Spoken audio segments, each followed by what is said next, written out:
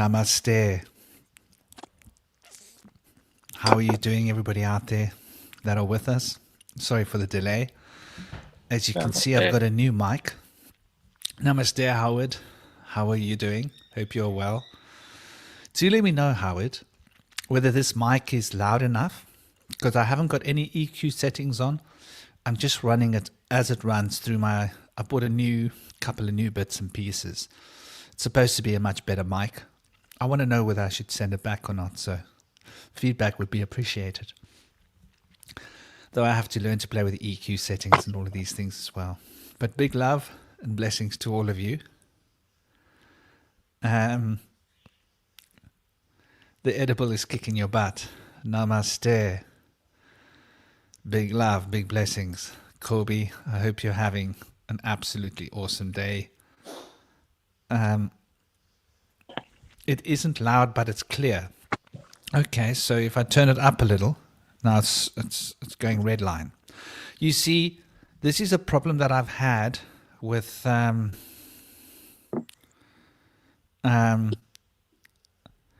this is a problem that I've had with the system, and now I have to turn on echo cancellation and reduce background noise to get like a loud mic, which I find a little bit weird.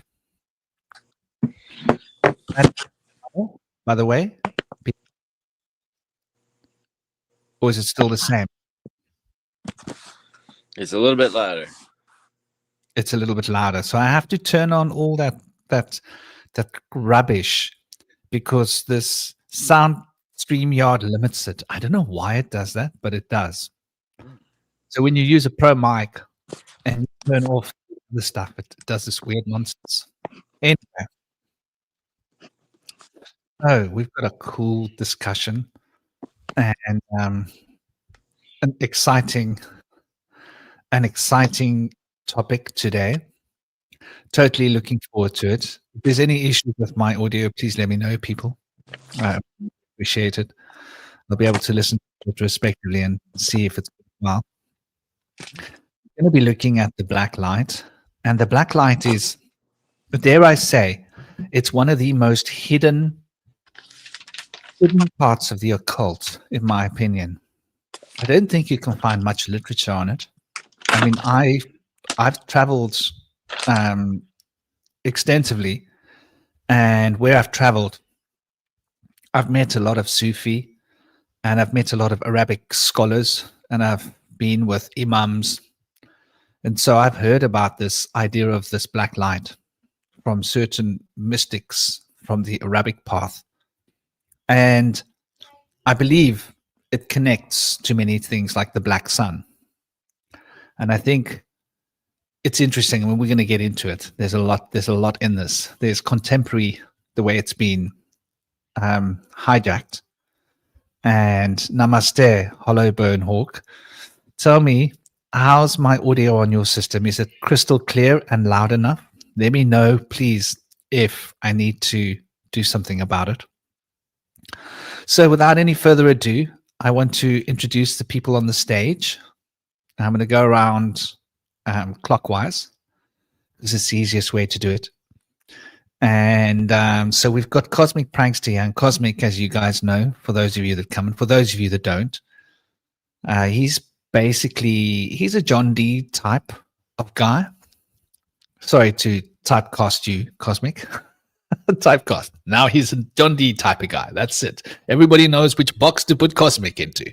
Although none of us really fit into any boxes specifically. But he channels the Fae. He doesn't use a crystal ball. And he's been building a system with the Fae now for a number of years. Could be more than a few, It's been going on a while. And this is a language. This is an entire system, essentially, where he has been developing a language, a system of correspondences and occult principles and occult therapeutics, which is based upon the various different cosmologies. We also have dear Indy Sage. Indy Sage is, well, he's a shadow worker. It's one of the things that he does. He works as a shadow worker. He helps people with their shadows. He's also He's also somebody that has spent a lot of time doing a lot of different things. So he's very eclectic. He's very embedded within shamanic traditions and also Taoism, deep appreciation for nature and touching the earth. And he's also a student. So he's spent a lot of his time studying um, ancient history and anthropology. So he's like a real mixed bag of eggs, very knowledgeable and very broadly studied, as is Cosmic. Cosmic's also got a broad base on occult therapeutics, especially in the Western schools. We've got Know Thy Enemy here. And Know Thy Enemy is somebody that has been digging his head into hermetics. He's also done a lot of research into the different places on the earth, um, the nature of the earth, the underground entry points, and a lot of the architecture, which is sacred geometry, essentially. So he's a great researcher, and also all three of them are swell guys. Without any more blabbering from me, I'd like to give them a chance to say hello, and sending you all big love, big blessings. And do please, and Hollow Bone Hawk, if you're with us, do let me know how the audio is running on this end. But yeah, please, Cosmic. Yeah, thanks, Franklin, for having me on. Yeah, as Franklin mentioned, I am a channeler of the Fae, and basically been downloading all kinds of information about them, about sort of the outer universes and the spaces in between dimensions, so to speak. This concept, this black light you're talking about, this blackness, is something that I've been really kind of been working on a lot in my work. So I don't know if sort of my approach to it is necessarily where you're coming at it from, Franklin, but I'm pretty sure there's going to be some overlap at some point between the ideas. Let me move on to Indy. What's up, cool. Indy? Thanks, Cosmic. Glad to be here today. Yeah, this is a pretty awesome topic, and I think it's something that's people that have heard about, but not too much about. So it'd be good to get a little deep dive today and go a little deeper into understanding the black light. I know it's been spoken about in the Sufic traditions of Sufism, and there's some mention of it in the Kabbalah. And there's also the Temple of the Black Lights, which is a practice of sorcerers and magic practitioners. And so we can go into some of the different aspects of the black light, but one of the ways that I've seen the black light, to kind of kick things off a little bit here, is that I've heard it say that the black light is incomprehensible and blinding. And so the light itself might not necessarily be black, but the blindness that results from the proximity to being too close to the divine light is why it's referred to as the blackness. But it's also said that you can go into the black light with the inner eye and just focus on the blackness. And if you focus on the blackness long enough, the lights begin to emerge. And it begins to illuminate the individual to understand that there is no separation between the body temple and the divine. So that's just one of the brilliant aspects of the ways to interpret the black light, but there are many more which we're going to go into here. So I'm glad to be here. I do shadow work, and so the shadow is another black light within us. There's so much light within the shadow.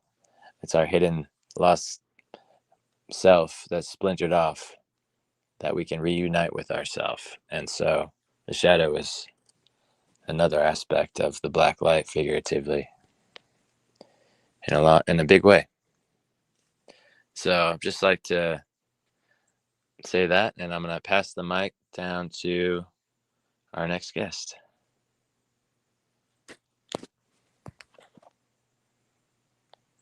Whose name I can't say because of the banner right now, but I'm trying to see.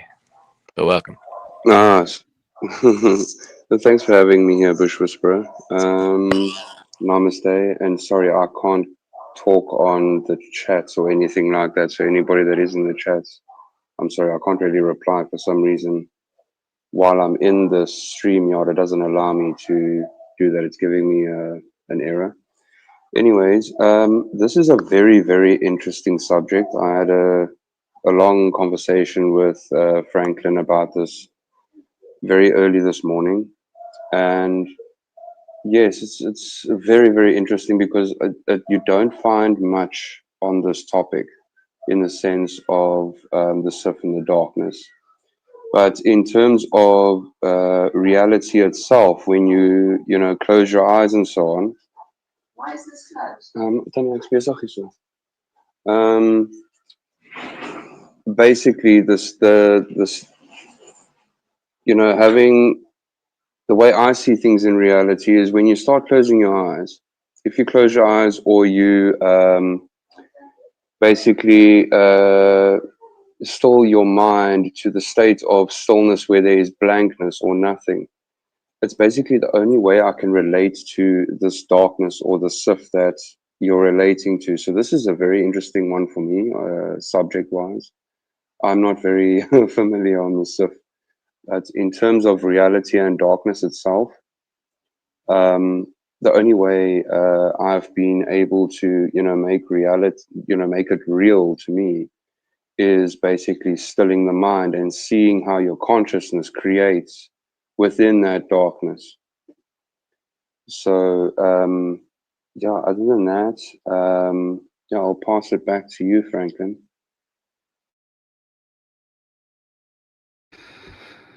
Well, big love to all of you. Yeah, the black light. Wow. The thing is, like you say, I don't think you're going to find much about it in literature directly. It's sort of inferred. It's sort of insinuated. I suppose a good place to start. Well, let's start with the Sufis, firstly. And then we can sort of work our way around to the black sun. Black old sun, won't you come? I've got to love that track, huh? Black old sun. We can get to the black sun, and then we can look at some of the ways in which obfuscation of the black light has happened in modern times by those freighter dudes, those illuminated, or some assumed illuminated ones. Yeah, good old track, eh? Black old sun. Takes me right back to my youth. Slightly misspent youth, but well, I don't know, misspent. I learned a lot. So the Sufi tradition, from what I have gathered about it, and I was always a bit hesitant, I'm going to be honest. I first must have come across the idea of the black light, maybe, I don't know. I think it was even in Israel, because I met some of the Sufis that were there. There's not many Sufis out that side. And then in India, I met some Sufis. And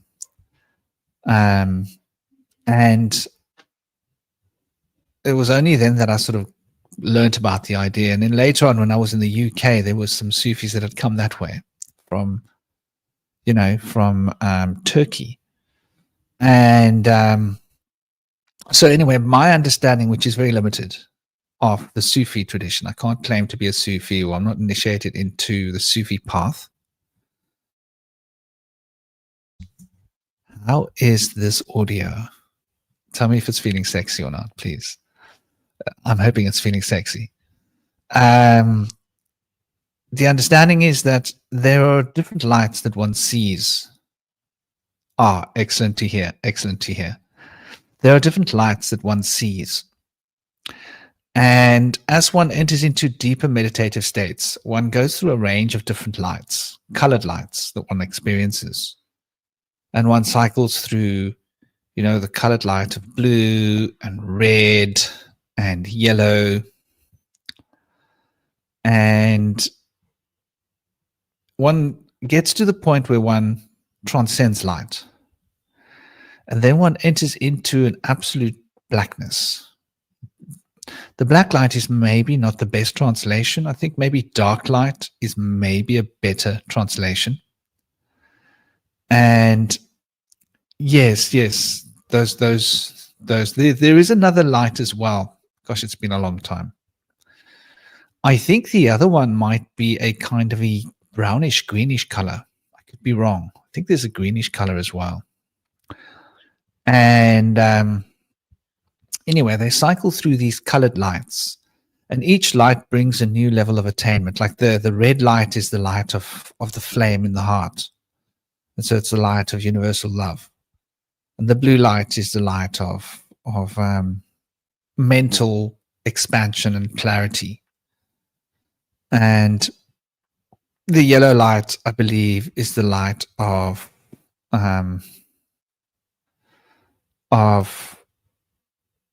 spiritual awakening. And anyway, they go through these different stages of awakening, according to the Sufi. And then they are embedded within this blackness. And within this blackness, they start to notice that there is a black radiance, that this blackness is radiating outwards from a source. And it's almost as if it's its own kind of light. You could think of it as an unmanifest form of light that you cannot really detect with your senses, but you can become aware of its presence. And this is the most highest level of spiritual attainment from the Sufi perspective, which is why I was always a little bit sort of suspicious. I was like, sounds like black hole sun to me. Saturn worship. Is this what we're talking about? You guys do revere Abraham and those crews, so who knows, maybe this is a Yaldabaoth sort of worship, was what I sort of thought years ago. And anyway, this idea is that this black radiance is the source from whence all the other colored lights arise.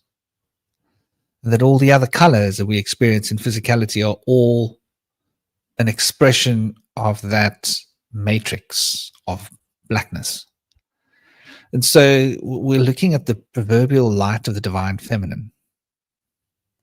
And so if you really want to cross-track it, think about Kali Mata, right?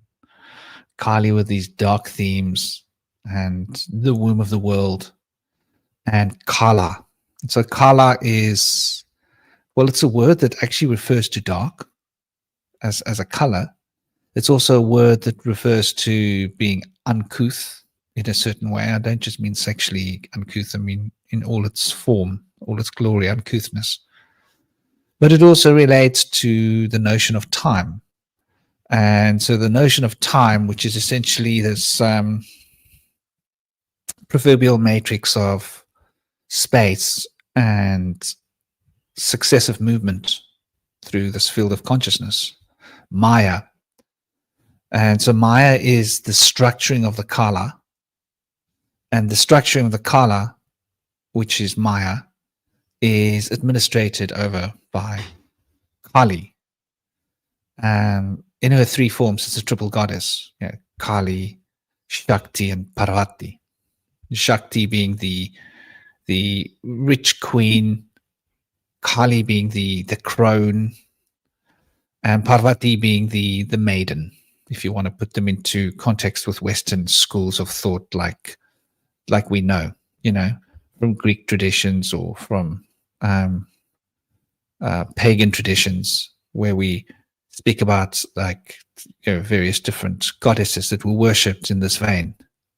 Hecate is probably the best known of them, but they have them tucked away in the Greek traditions, referred to as the weavers of fates. And these weavers of fates are on a transcendent level beyond that of the gods, beyond all of them. Odin, even though Odin is the sky father, he is under the dictates of these three.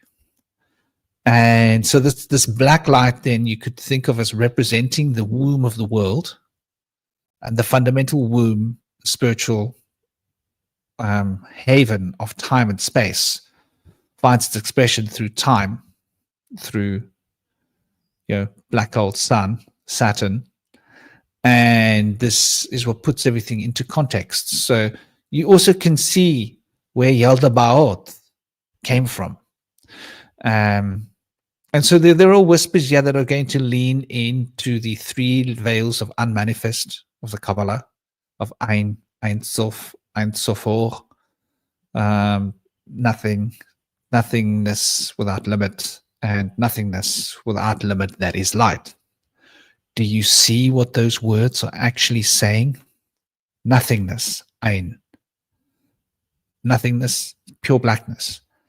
Ein Sof, nothingness that has no limit. Ein Sof or nothingness that have no limit, yet is light. But if nothingness exists, light is the presence.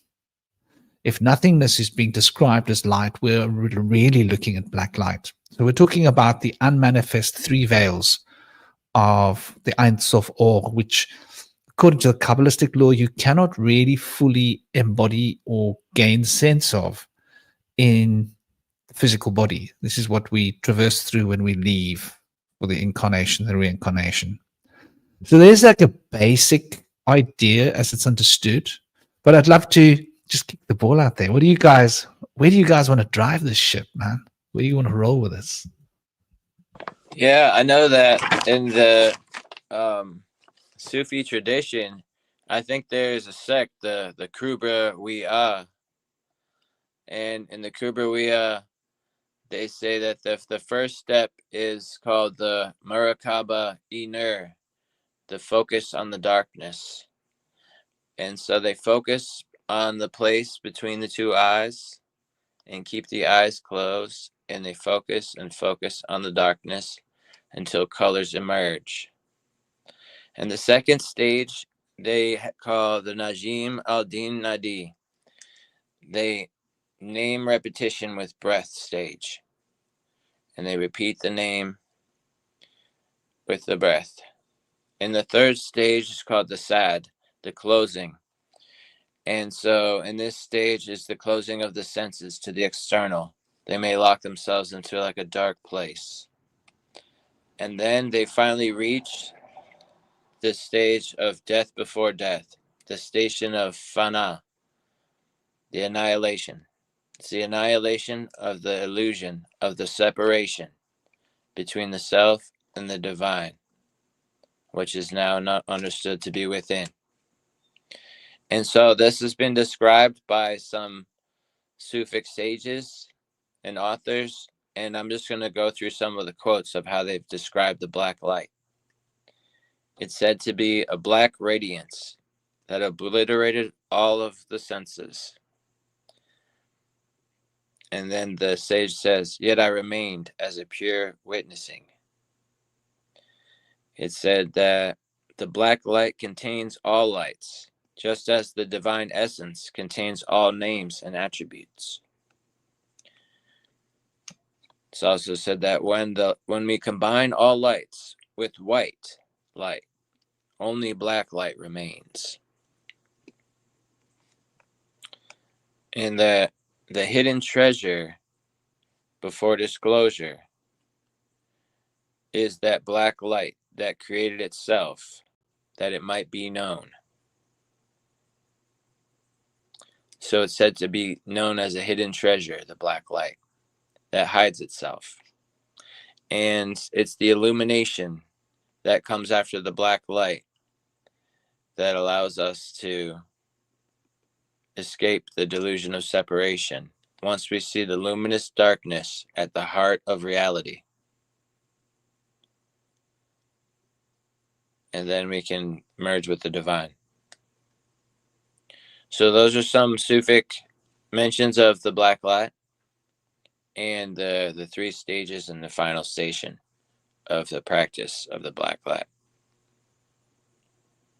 And I would imagine that they do this to reach like Shekinah or Sakina, as it's mentioned in Sufism, which is like the tranquil feelings, the tranquility that comes.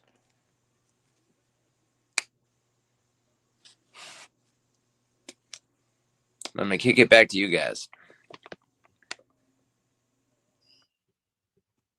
Anybody else want to jump on? I don't want to just ramble on. In a state of consciousness, which is basically where I relate to from how I see things generally, and I speak loosely. Look, I'm not highly intuitive into these things. You guys definitely are far beyond in that aspect. But if I go down on some of the texts and stuff, and a lot of the videos and stuff that I've watched, it's very similar to monks saying when, look, it might not be within the state of meditation, but in reality and, being itself, where a certain idea comes and they say, let it come and it must pass. It mustn't create any negativity in your, state of reality. Now, if you think about it in that sense, if you keep letting an idea come, not letting it, rattle how you're perceiving things, and you take it into a state of meditation where you close your eyes, and anything that clouds the mind at that state, within that, the state of time that you're meditating in, having these ideas move away until you keep your concentration and your intuitive into clarity, meaning complete stillness, nothing bothering the mind at all, like nothing, to the point where the mind creates its own, how could I say, these colors that you're mentioning. Now, in darkness, it's a lot easier for certain light spectrums to shine true instead of being, if you think about, okay, if you take the contrast between white and black, white completely like it outshines the darkness, if you get what I mean.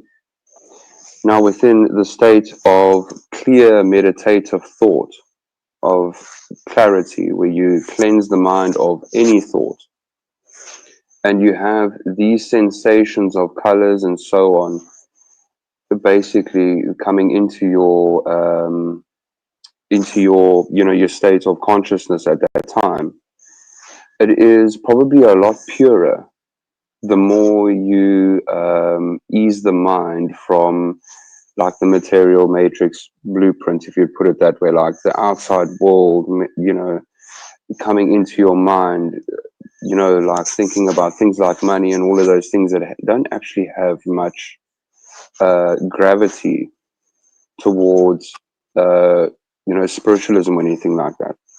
So I don't want to go too deep into it, but the more you clear the mind of, the aspects of things that are happening around you, the more space you create within the state of what you would call darkness in my sense of reality, where it would create space for materialism to thrive, like certain,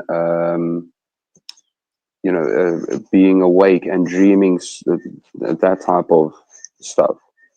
You definitely have sent me quite a bit of content on that. Now, that is definitely very interesting. Because this is what it keeps reminding me of, is clearing the mind of the concepts of the things that are in the material matrix, so that you can see deeper within. And the deeper within the darkness that you go, within yourself, the brighter, the things start shining that actually matter. Like things that you need to start working on, like your triggers or your shadows, things that are continuously bugging your mind. You can at least relate to it. Now, I don't know if the Shivs, in their state of being within this darkness and their levels from the lowest to the highest, it can be more intuitive from the lowest point and gradually build themselves up. But it is definitely a very interesting subject. Anyway, I'm not going to rabble too much, but I hope I'm not saying anything that isn't out of the contrast of the Shiv or the darkness. But if you get what I mean, it's basically bringing the mind to stillness. So I guess I might as well kind of jump in here. So with my practice, I'm more focused on outer darkness as opposed to inner darkness, because the basic idea with this Fey magic system is it's all about sort of exploring these kind of these extra dimensional spaces that they call the outer Zarfexes, right? But the thing, so if I want to describe the concept of a Zarfex, so if you think about a universe as like being a kind of like a bubble, like a fourth dimensional bubble that doesn't really have a third dimensional end, but in the fourth dimension, it kind of like ties itself together. And so a Zarfex is like a cluster of those bubbles in a larger sphere. All right. And so the basic idea is, and why it relates to this is because what I've kind of discovered in my studies is that our particular Zarfex that we exist in is encased in a black membrane. And this black membrane prevents our consciousness from exploring these outer spaces that I've been talking about. So sort of what I do when I try to visualize the outer Zarfex space and just do any kind of like astral work in general is I have realized I've come from a very different approach. So like a Pope on Dope was just mentioning before about how a lot of it is about, closing your eyes and seeing the entities within your closed eye vision. This actually works differently. It's actually about learning to see astral entities outside of your peripheral vision. And one of the ways that they do this is that if you think about our universe, the universe you exist in, it seems very expansive to the point where you can't really detect where the edges of said universe are. So what my guide basically tells me to do, the entities that I channel, is to talk about keeping one eye sort of open, and that one eye is only like halfway open. So what happens is like you start to see your vision, but it's almost like the world is like you see the world outside of that. There's a black space that exists outside of your vision that you see with your closed eyes. And when you and it's almost what happens is it's almost like your universe is now a bubble within a larger black space, right? And the idea is that you learn to see that space that exists outside of the Zerfax or the universe that you exist in. And by training yourself to do this, you can start to learn to intuit, feel, and perceive extra dimensional entities and phenomenon that exist around you. And so, and then the idea is if you can learn to penetrate this black space that you're talking about, this black membrane, you can go into the outer Zarfexes and explore all these, realms that have basically been kind of undiscovered by wizards and mystics of this world into a completely new and different astral space. But, it actually, what's interesting, you bring up the idea of the black light. Well, I think in a lot of ways, this black light is sort of obscuring some kind of secret color, right? And so like I talked about last time about the color pink as sort of being the secret occult color.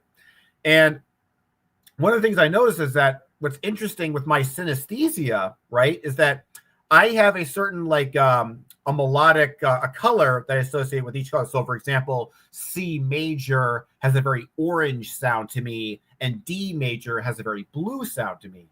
And I think about the whole tone scale, because the whole tone scale, it doesn't have a tonal center, right? And this is something I use in my music.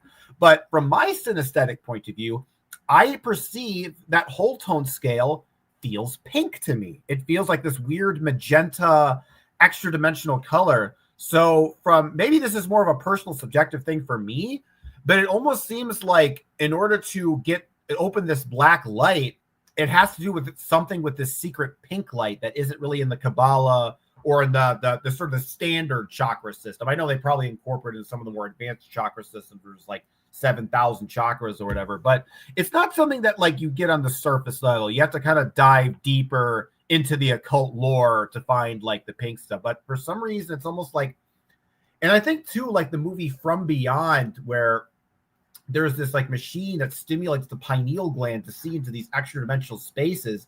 And I can still remember in that movie, one of the most prominent features is this glowing pink light that envelops everything. It's almost like this pink color is this like this secret extra dimensional color that allows us to perceive outside. It's almost like it's the color that one must imbue and sort of concentrate on to sort of pierce through this black membrane that I've been thinking about. So I guess that's kind of the perspective I would take the black light. And if anybody has any thoughts on that, feel free to jump in. Cool. I like that. Yeah, the black light can also be said to be a color of undefined infinite potential before manifestation. So it has all of that potential to it, but it's also the source and origin of all light. So in a lot of ways, it's the creator of the reality that we're in. It's the creation source, and it is also something that holds great potential. Also, it's undefined, and so it's unlimited. So it allows the individual to go into the black light and see, like probably through their lens, their own interpretation of what it is. And so it would be hard to get past seeing your own understanding of the black light and seeing the full encompassed black light in its fullness. I feel like it can only be seen in glimpses, really. But it brings great awareness when it is seen. And it's said that in order to encounter the black light, you have to let the pupil of your inner eye develop gradually after years of practice. That's just one of the interpretations of seeing that black light in the darkness within, in the deep silence. And like it was mentioned earlier, it's important to tune out all of the experiences of the outside world, which includes memories of thinking of seeing this world with your eyes. And so those images are going to intrude upon you when you try to meditate. And so it takes practice and time to be able to look past those and set those aside. You were going to say something, Franklin? Yeah, brother. I was just going to add, the idea of Kala and of Kali and of Shiva, of the Shiva practice of pulling all of the senses out of the body, entering into meditation and pulling all of the awareness out of the physical body and putting it into the spiritual context in order to be able to channel through this energy and to be able to get a sense of formlessness. And so it makes me think that all color that we see is a particular quality of light with substance. So all of this manifest light that we're talking about has some kind of manifestational element to it. It's in manifestation, shall we say, manifesting light. And the idea of light that is unmanifest, you wouldn't be able to see the light. How are you going to see light if it's not manifest? But you would be able to become aware of this unmanifest light. And sort of the idea of awareness of this is, I think, what people are sort of channeling into their bodies and bringing this consciousness of this Maya into being, this reality. So it's a really interesting idea. My little boy was on the mountain with me, and this was about 4 days ago, 5 days, within the last week, maybe 6-7 days. And I think it was Monday actually. And he had scratched his knee. He had been running behind me and he had fallen, scraped his knee. He didn't say anything. Then he came past me and he showed me. He said, "Oh, I hit my knee." I was like, "Oh, ouch." And I rinsed it off for him with a bit of water because it was bleeding a bit. We got to the top and I was like, "How's your knee?" He was like, "Oh, it only hurts when I think about it." And he's only 9 years old. So like children can get this. And I was like, "So you're saying it only hurts when you think about it? So when you don't think about it, it doesn't hurt. You forget about it, right?" And he thought about it and he was like, "Yeah." I was like, "So what does that mean?" And he thought about it. I said, "Is pain in your mind?" And he was like, "Yeah, pain's in the mind. So if pain's in your mind, you can control it." And this gave him like an interesting little look on his face. And he thought about it for a while. And then he looked around and he gestured with his little hand. And he said, "So all of this is sort of, this is all just like a dream, isn't it? Is this all like a dream? Is this all just like in my mind?" And he was talking about reality. And so all of this experience of reality is really just manifest light. And this light that's manifest in manifestation is really producing these patterns. And these patterns structure the etheric field. And these etheric field structures are then reflecting the qualities of the astral. And these qualities are like texture and color and taste and smell and all these other qualities that come with the shape of things. And so when you take quality out of the picture, when you've got light, because the only way we can experience light is through this quality notion, you know. And here we see sort of like what I'm getting at here. Right. So we've got these two reflections, right? Let me go on the image. So can you guys see my mouse here? By the way. Yes. Okay, good. Good. Does it look like a little glass? Oops. Anyway. So if you imagine here we've got like this one element, and when we've got the what is depicted here as the amber and the green.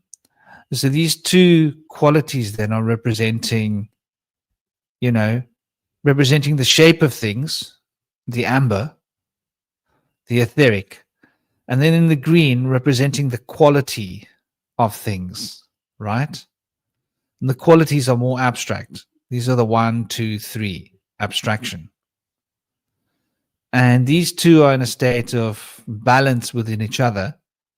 And that line of balance is experienced as, 4, 5, and 6, as we could like relate it to the Sushumna. So Ida, Pingala, Sushumna. Let's see if we can get a decent image going here of this. So yeah, while I'm talking. So when we look at this as a notion and we start to sort of, put it into perspective from the Vedic cosmological principles, as they are sort of related to us. Yeah. And here you should be able to see it, right? So here we can see, and I hope you can see it on the screen. No, you can't. Not quite sure what just happened. I thought I had changed the image. Very weird. Is that StreamYard dropping my image? It's a little bit annoying. But anyway, I'll put it back up again. Let's go share screen. Sorry about that, everybody. Not quite sure how that came to be. So here we can see the image that I'm talking about, hopefully, of the Sushumna. And you should be able to see my mouse. So here we've got this Pingala quality, right? And I'm sorry, the Ida quality. And so these are the qualities. And here we got the Pingala, which is the shape and the form of things, which is related to the electrical principle. And the electrical principle maintains the shape and form of things, that holds things, and the magnetic qualities are more subtle. And you see these two are basically a reflection of the Shushumna. The Shushumna is these two in extension. And so here we get this idea of exactly what we're talking about here with this image, which is really the same image. It's just a little more abstract, but it's giving us numbers that work with it. And so when you take into account that light is being brought into a wavelength that has depth and shape and quality. So the quality that the light brings would be a color and how bright it is.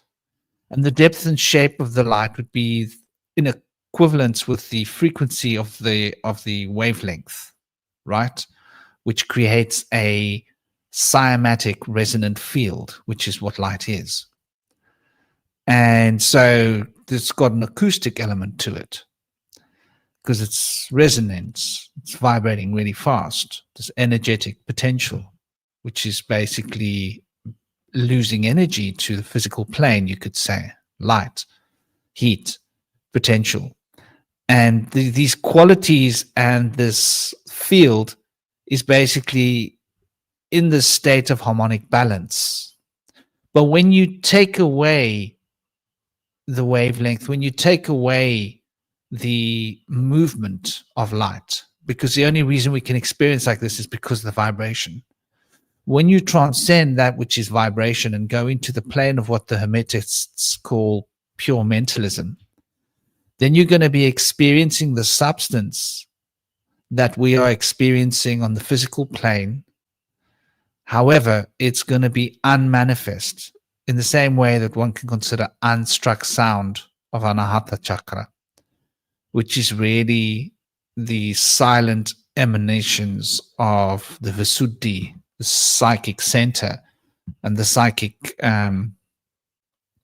potentials being sort of emanated into being from the pure psychic planes, which are reflecting this principle of vibration, which is really essentially the vibe that you're picking up, that mental vibe. It's an energy thing. It's an emotional quality as well.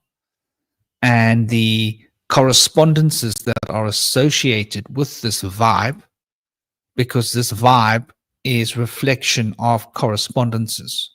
So depending on the various correspondences that are being brought into expression, there'll be a different vibrational field in relation to particular correspondences. And that we will experience as an emotion. And we will then feel that emotion on a deeper level. So when we look at that, I think this sigil in its totality and in its fullness, when we don't take into account the parts, when we look at it as just one entire sigil, I think this is representing the black light. And I think it's representing the black sun. And my impression is that this black sun is really, I mean, I've got interesting experience of being, was I trapped? Yes, I suppose I was trapped. And I was there for a long time. And I transcended the etheric plane like almost instantly, went straight into the astral. And I went too far. You know, I was like gung-ho. I was like a teenager. And so anyway, I then ended up getting sort of to the point of experiencing, okay, I've lost my body. I've been here for months and months, because time is very compressed in the astral plane. So if you experience 6 hours in the astral plane, continuity of time, that's like, it feels like 3 to 6 months or more. It's like forever. So I was in this sphere of being, And I was like, well, now what? So I went testing the bounds, experimenting, see how far I can go. Where does this lead me? And why is this not happening the way it happened when I was a child? What's wrong? Something's wrong. That's what I knew. Because I had already crossed over as a child. I knew what's going to happen when I leave my physical body and I can't come back. But some part of me was like, this is why I wouldn't accept that I was no longer alive. Because it wasn't the same as when I drowned. And I felt like I was still very much in the astral plane, like I was still in the manifest. But within that manifest seemed like it was within this block. Maybe it's the wrong word, but it felt very dense, infinite density. And I could soak into this infinite density. And in this infinite density, there was this, I don't know if I would relate it as light. I would relate it as like infinite. You can't move, you can't think, you can't do anything. You're just in this depth of dark. And within this, there's this total nothing. And I kept going into this zone, trying to break on through to the other side. And I wasn't able to. Though I was aware that everything was sort of coming out of this, whatever this stuff was. And so I wonder, I mean, is this what they're talking about with the black light? I don't know. I assume there's a lot more that I have yet to learn. The black light is supposed to be like the most advanced thing that you can experience as a practitioner. So I'm going to assume that this is just a precursor to that fundamental experience, because that's black light gives you the sense of total unity. Now, I know cosmic, you're not one to like the idea of oneness very much, and I understand why, because the New Age community has turned it into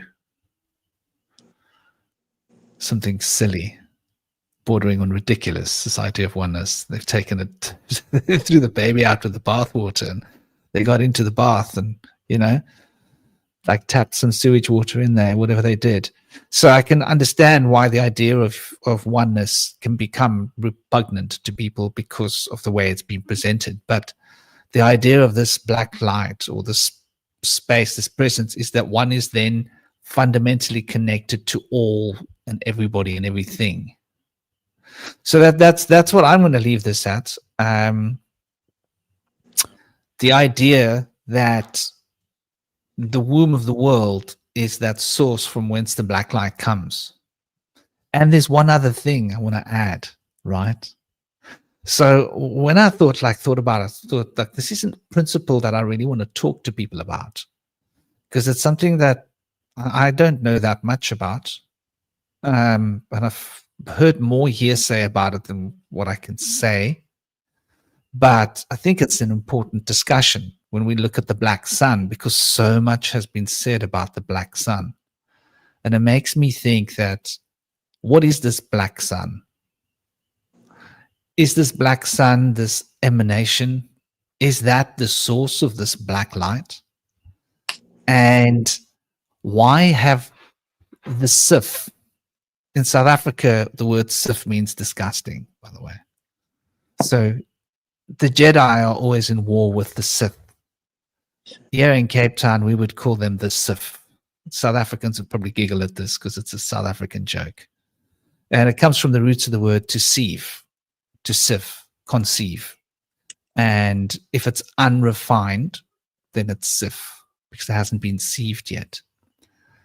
Or when you sieve something, that's what's left behind in the sieve would be considered sif, right? It's the unrefinable bits. So the Sith or the Sith lords that are the controllers of our political, financial, education, just make a list. All the stuff that's wrong in the world, got to blame someone. They've earned the right to be blamed. Let's blame them. and take responsibility while we do it, though, for our own mess that we leave on the side. But jokes aside, this power structure seems to want to confiscate everything, wants to create this web of illusion. And so when you Google the black light, you know what comes out? This is quite interesting. It's the temple of the black light. And I found that really, really interesting. And the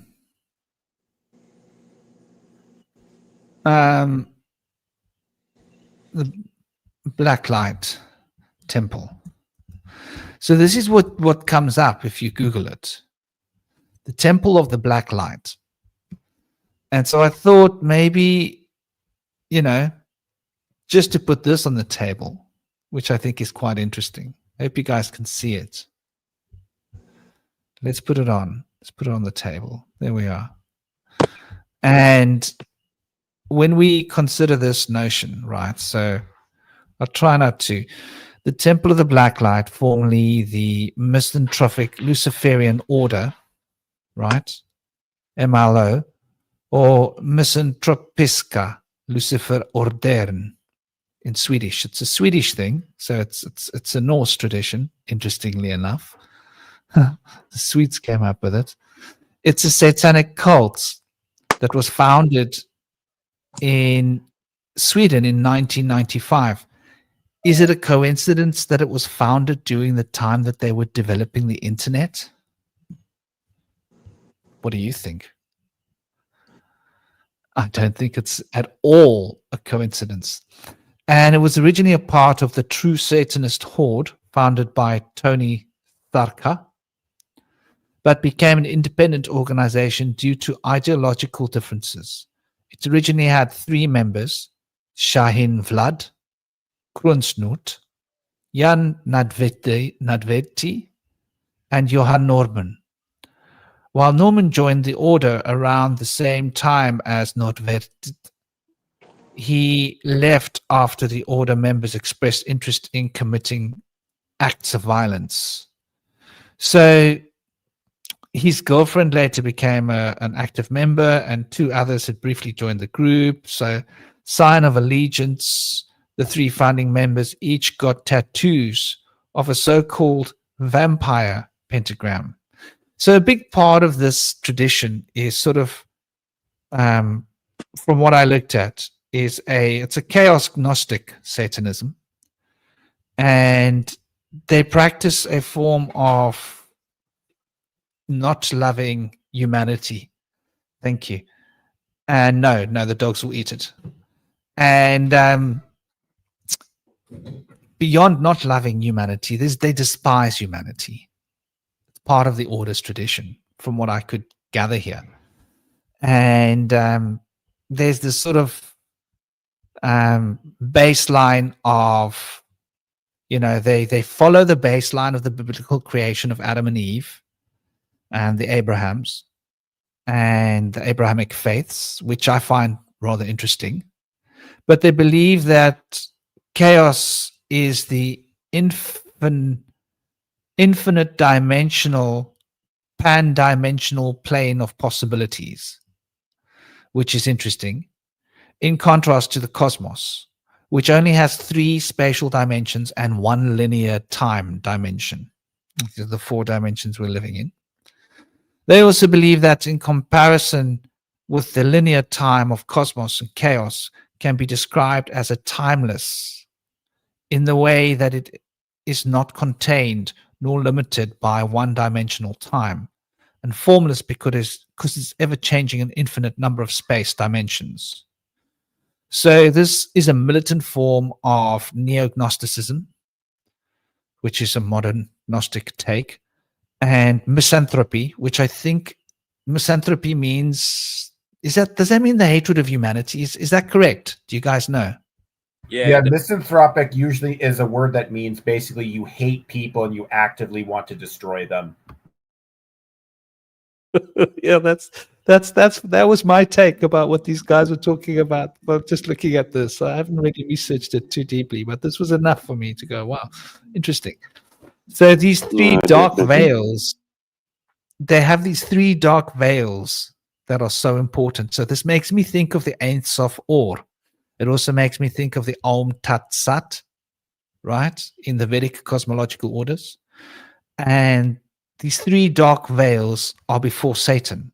And in their belief, these three forces that were expelled from Ein Sof in order to make way for the manifestation of the black light in the outer darkness that soon became Sitra Ara, right?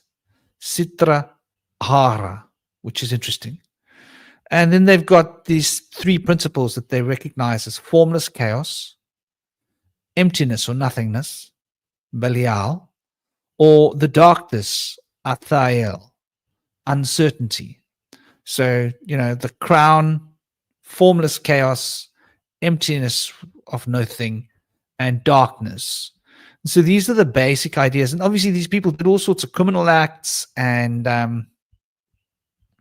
so I just thought I'd put that on the table. Just this is, I believe, an attempt of counterintelligence to obfuscate our idea of really looking at it, because when people see this, they're going to be like, oh, I don't want to be connected to the dark light or the black light, right? Who wants to get involved with a satanic cult that's basically hates humanity and are all about doing violent acts? It seems very unspiritual, and anybody that is practicing any form of spiritual devotion would probably want to focus on the life principle. So what are your guys' thoughts?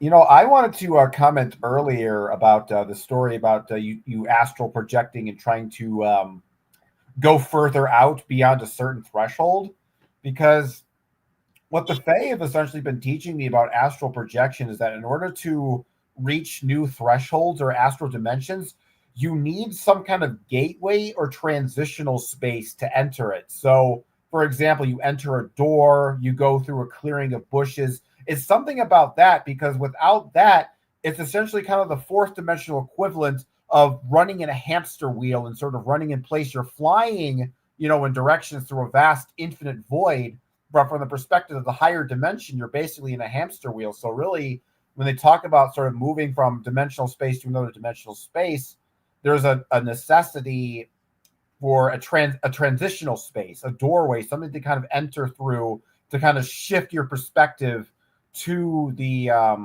new space. I just kind of wanted to throw that out there because I think it's kind of like just interesting in general. Yeah, I also wanted to mention on something you had talked about earlier, saying that the womb of the world is the source from whence the black light comes. It made me think of neutrinos and tachyons that are able to penetrate in black places, like sacred altars that are pitch black. Like, for example, in the Great Pyramid of Giza, it's thought that people would go there as a prayer altar place to go experience connection to the divine. And so maybe this is a way of saying that we can go into the darkness and see that subtle, very subtle light of creation that they're kind of still experimenting with and studying in physics and in astrophysics and in particle physics. They're starting to look at tachyons and neutrinos and the power that they have to be able to penetrate through potentially miles of hard surfaces and rock.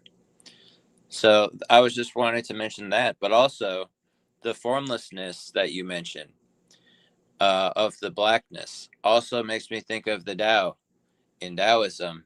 And I just wanted to look at the first chapter of the Tao Te Ching to illuminate how much this really connects here. It says that the Tao that can be told is not the eternal Tao. The name that can be named is not the eternal name. The nameless is the beginning of heaven and earth.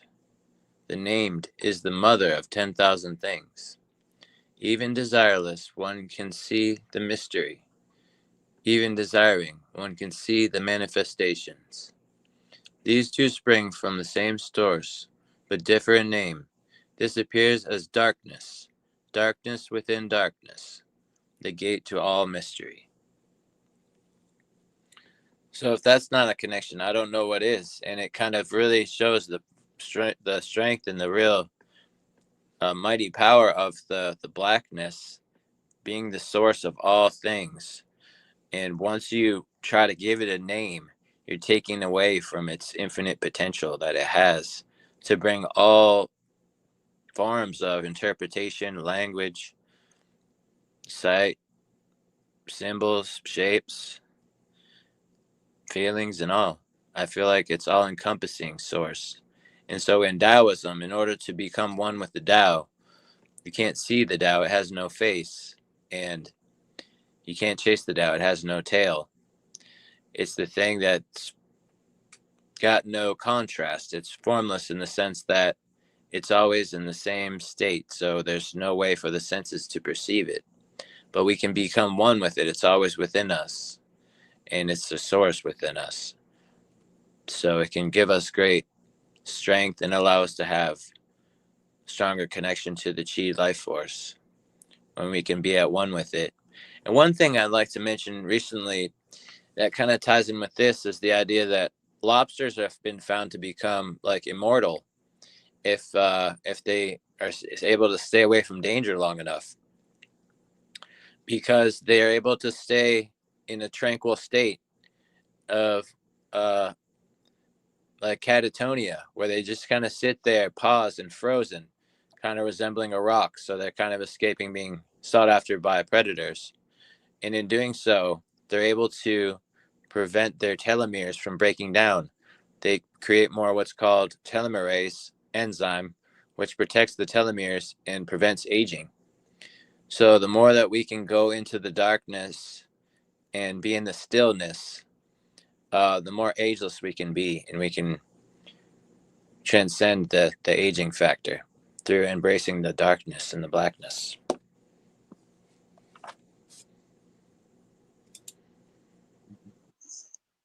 It is very interesting. Sorry if I'm interrupting anyone, but you had mentioned that the Shiv had said something when they were going into these states of, how could I say, meditation, if I may say.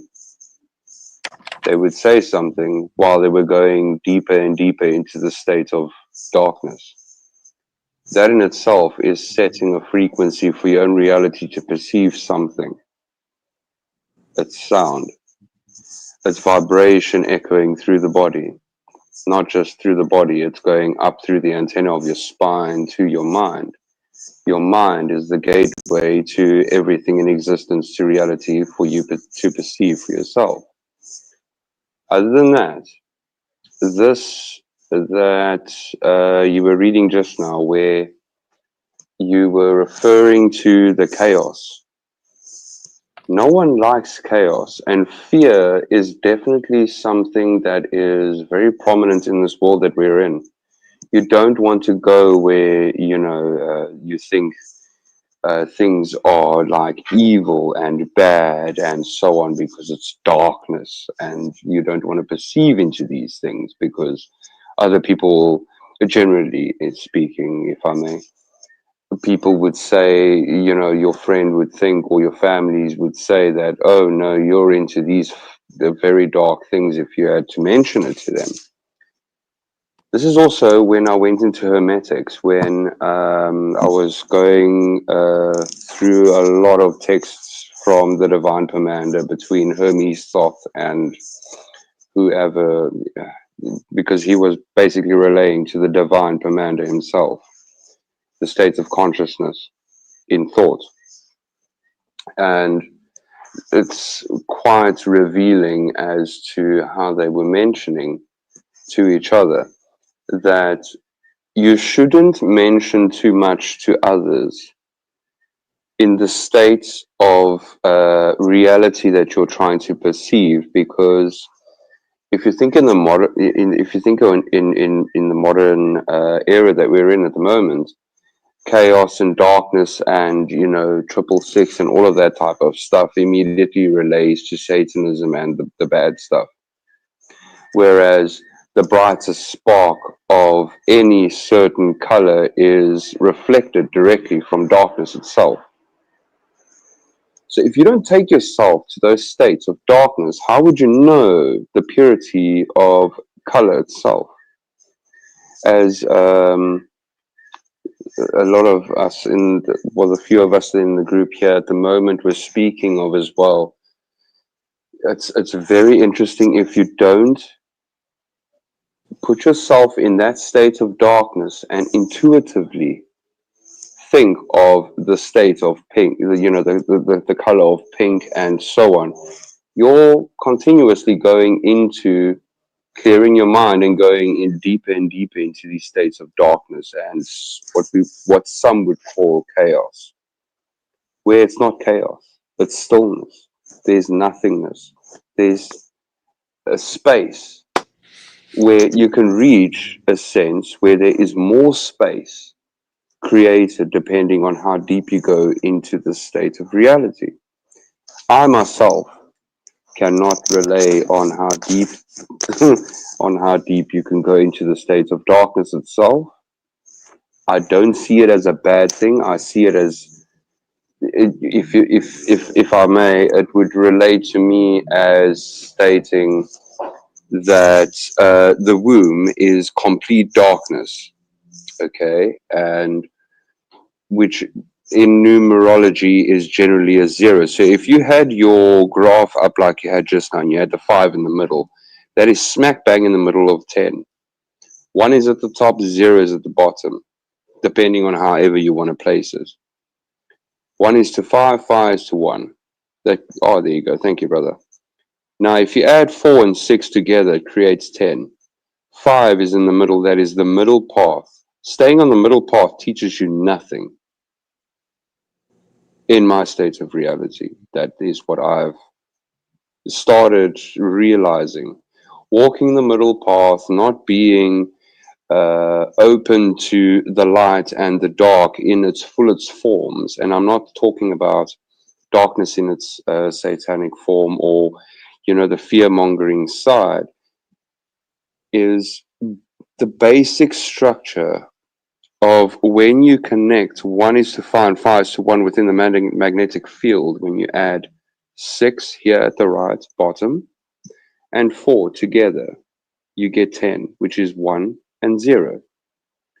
The color spectrum and within computer science and all of that integrates with 1s and 0s. That is its basic form of communication directly towards reality itself. So if you're continuously walking in the path of 5 and you're only tapping into small amounts within the spectrum of the highs and the lows, instead of continuously going up and down the blue line, which is 5 in the middle, going all the way into darkness, the deepest state of stillness, if I may, and going back all the way up into where you would, you know, start seeing different light spectrums. Purple in reality to myself is very close to pink, okay, and purple being the highest state within the chakra system.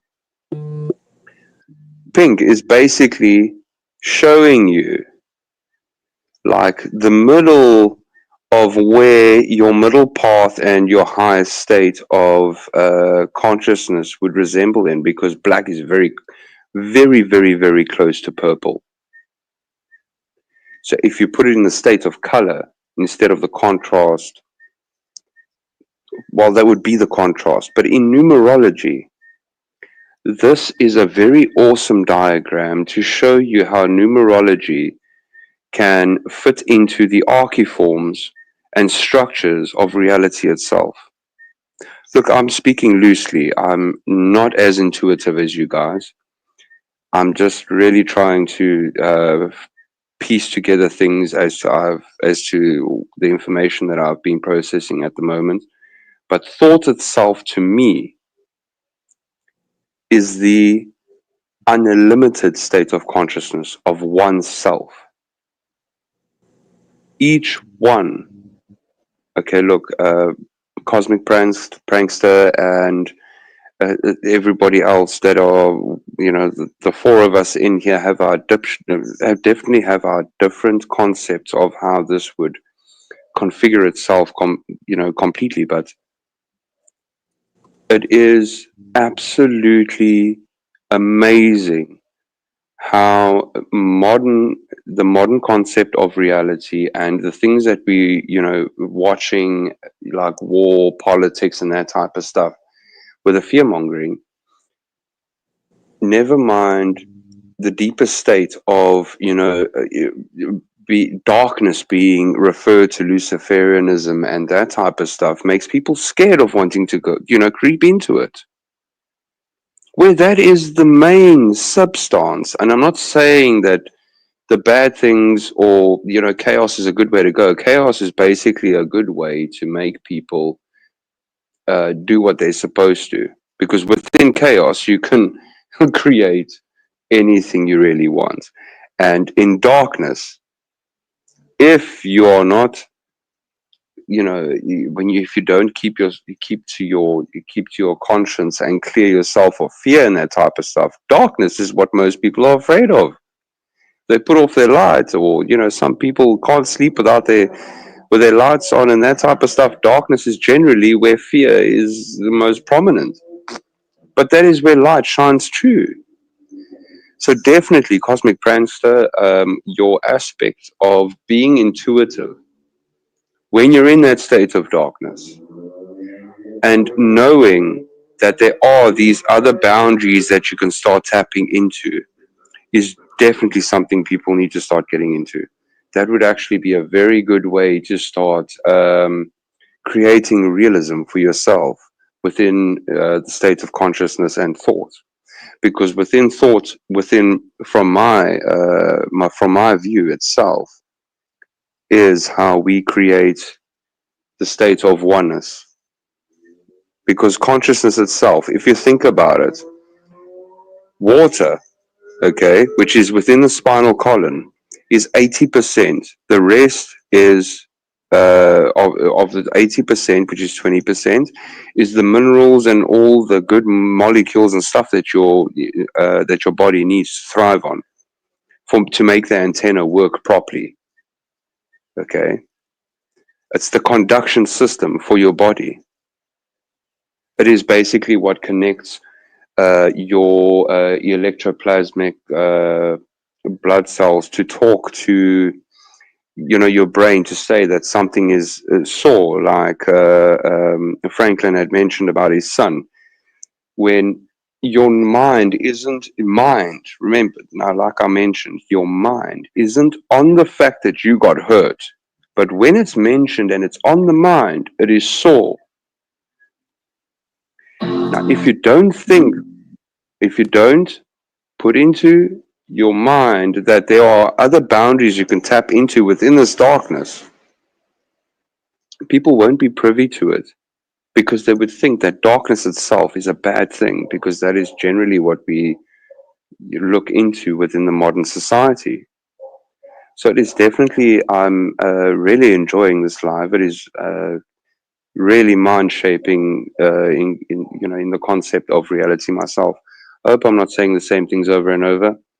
It's been a bit of a long birthday, but yeah, I couldn't miss this one. Yeah, it is absolutely a very beautiful one. And thanks so much to you guys. You really are helping me shape my reality. It is beautiful. Thank you. I love you guys a lot. And yeah, you guys carry on. Let me put my mic off. I'm talking too much. Your birthday. Yeah, I forgot to say happy birthday to you. I hope you're having a good day. I wish you happy birthday like last night, early this morning. Happy. But everybody, big Yeah, up till and like happy 1 o'clock in birthday. the morning. Oh, thank you so much. But I'll be on every single live. If there's anything you guys need, you must just give me a shout. I'm definitely open to your intuitive and intelligence and wisdom. And it's absolutely beautiful being here. I decided like yesterday before I had a long conversation with Franklin to open up a massive library. Okay, he's got a huge one. I mean, 27,000 ebooks and audiobooks and so on is just absolutely amazing. Really, I'm definitely going to push the page as much as possible from Tartaria Britannica to all the way through to try and get things going here. But yes, I will leave a link with Franklin and he can share it if he feels he wants to. But yes, I'm definitely opening this huge library up. And I want to give huge contribution to Cosmic Prankster um, and everyone else. I'm just trying to get your name here again because sorry, man, I keep forgetting your name. Who's the second guy here again? He's an amazing Indie shaman. I actually quite like Sage. him. Indie Sage, man. Jeez, I've actually watched a lot of your stuff. It is absolutely amazing. I love you big time. Thanks, man. Big time. Love Oh, you. man, you are very intuitive. If there's any other channels that you guys would like me to send through, I'm busy working with a few pages that have an incredible mass following. I lost my TikTok page that has over 190,000 followers. So I decided to rather climb onto Telegram and just, push whatever stuff that you guys would like, really. I'm not against anything that you do. You guys really have an awesome mindset. Um, no, I love you guys big time. I'm not going to try and steal too much airtime on the program, but I love you guys dearly. Much love, much love. Much love to you as well, and happy birthday. Excellent. My birthday was last week. I have to say happy birthday for that, man. Oh, Indie Sage. Oh, that is awesome, man. I hope you had a lovely one. Yeah, it was great. It was really great. I was born 7 minutes after the cusps from Leo, so I think I lucked out in that one. Yeah, and just sorry, I don't want to change the subject or anything, but I had a drunk father try and spell an English name, and it came out to Vuagan. And if I added it numerologically, it came to 66. So I started spreading out to a whole bunch of mates of mine, and they let me know that, listen, you're a 66 in numerology, which means basically your mindset and your moon sign was basically to try and help spread wisdom and not be too attached to the physical matrix footprint of six. Now, if you think about it, 666 is the matrix footprint that we're in. It's almost as if Saturn at the top, which is number 7, is controlling all the luminaries below it, containing us within it, or making us basically deceiving us to the point of not looking into the state of darkness so that we can have this, these beautiful ideas of spreading from absolutely nothing, stillness. That is why I had to come to this live. It is a very good subject. A lot of people would, look at me and say, listen, I think you're going into the dark side a bit too much there when you're talking about these. And I'm like, excuse me, you need to go all the way in. You know what the light is. You can get there very quickly. You control your reality in the snap of a finger. Like immediately, you can go wherever you want. You are basically a creator within itself. It's almost like this one text. Look, I'm not religious. I don't want to make anybody think that way or anything like that. I've gone through every single religious text that you can imagine. But there was this one verse that I have to mention, and this is basically working with silver. And there is a verse within texts, I'm not going to mention any one of them, but there's a verse where there is a basically, what do they call it, an armorer that works with silver, and he wants to purify the silver, and he holds it in the flame. And he tells us, this apprentice of his, you have to hold it in the middle of the flame. And you will know exactly when the silver is perfect, because if you hold it there for too long, then it will be ruined. So when you see the reflection of yourself within the silver, you know it's right. It's almost as if a state of collective consciousness was, let me just embellish it in the state of, God itself being consciousness, because I'm not religious.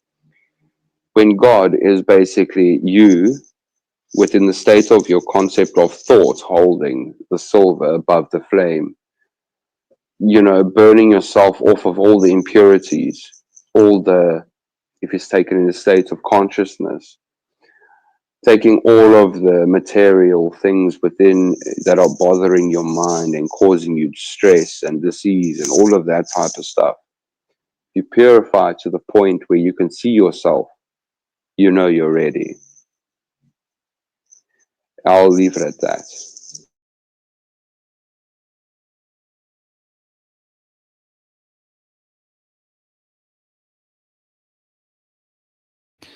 Well, thank you for that, dear brother.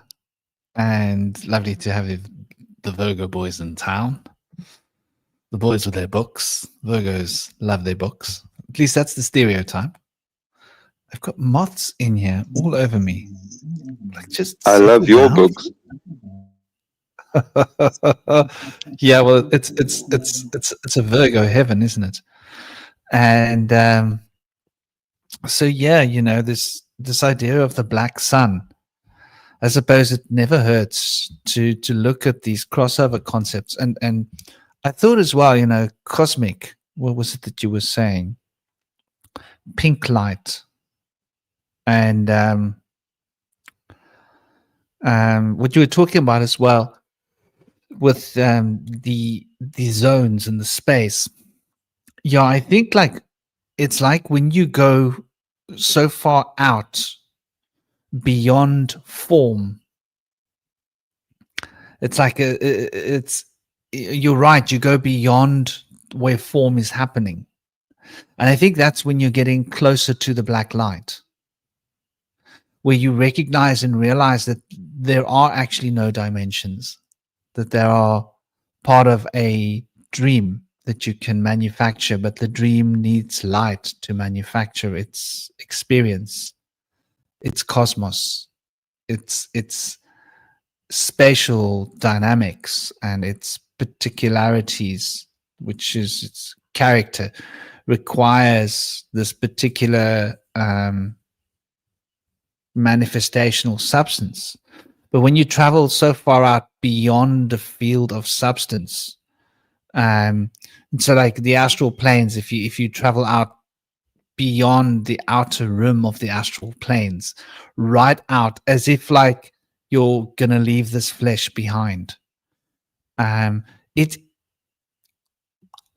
relates to the Duat, and I wasn't trying to travel through the Duat, as they call it in the Kabbalah, or the abyss, but I ended up going through the abyss. And what blew my mind when I went through the abyss was like, it's pretty scary. I don't recommend anyone try and do it. I think I was lucky, though maybe there's a little more than luck involved to survive it, because I honestly did know that I was proverbially fighting for my life, and not just my physical life. my actual individuality of my soul. My soul was potentially at a place where it could imagine the exhaust of the universe. Like your soul could be broken up and exhausted out. It's an interesting concept. Can we lose our souls? I believe we can. And I think that's the fundamental identity of who we are, other than these layers of the astral layers and the etheric layers that we put over ourselves, the ego and the persona. Because we wear an ego in order to interact in this world, and then the ego wears a persona to be recognized. So what just happened? What happened? Indy, gonna rock it up, butter. Why is Indy not here? I'm back. There he is. Oh, Indy, brother. Nice. You're up here. Bawakasha. Your audio is very soft. Is it just me? Oh, I'll have to bring the computer closer. Let me see if I can do.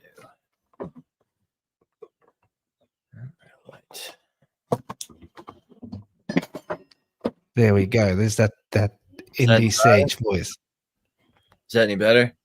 It's still soft. It is much better. I don't know. What do you guys think? All right.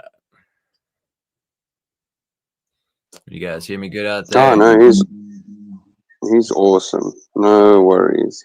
I definitely need them. One of them bracelets. I mean necklaces. Sorry. I'll bother Shaman for it next week. I'm trying to make them out of burls. I got burls for a bracelet here, and they're pretty cool. They proliferate on maples a lot, but they're worth a lot of money. A big one about yay size is worth $100. These are worth about 20 each. I don't really sell them or anything. I just like to make them and share them. Yeah, if you can definitely sell me a pair, that would be wonderful. Yeah, I'll show you what I'm wearing, but basically I just wear a scrying clear crystal quartz jade medallion that I got from something that I would not mention, and a very small crystal quartz. But yes, the jade medallion on the one side shows fortitude, on the other side it shows longitude, the basic symbols. But now you guys look awesome. You're awesome. I love it. Yeah, I have I think some jade on this ring right here.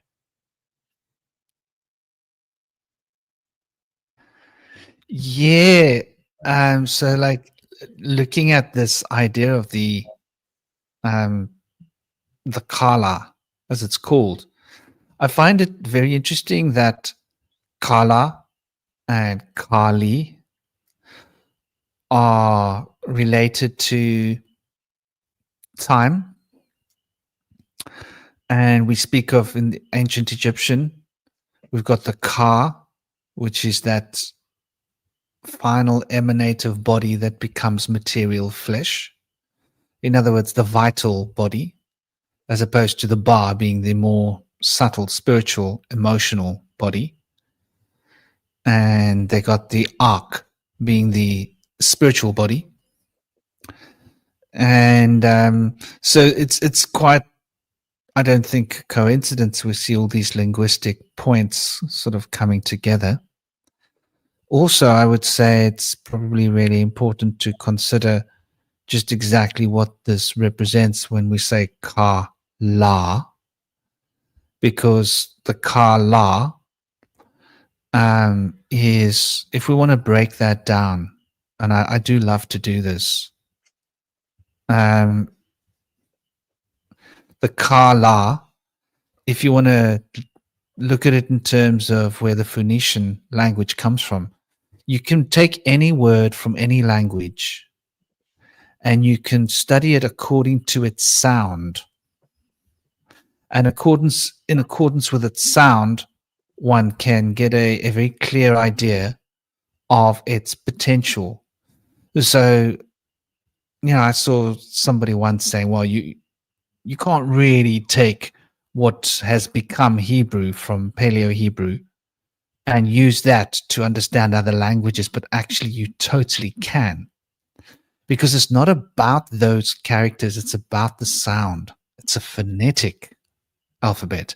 This is what people they don't realize. So if you look at ka and kala, for example, ka is k and ah.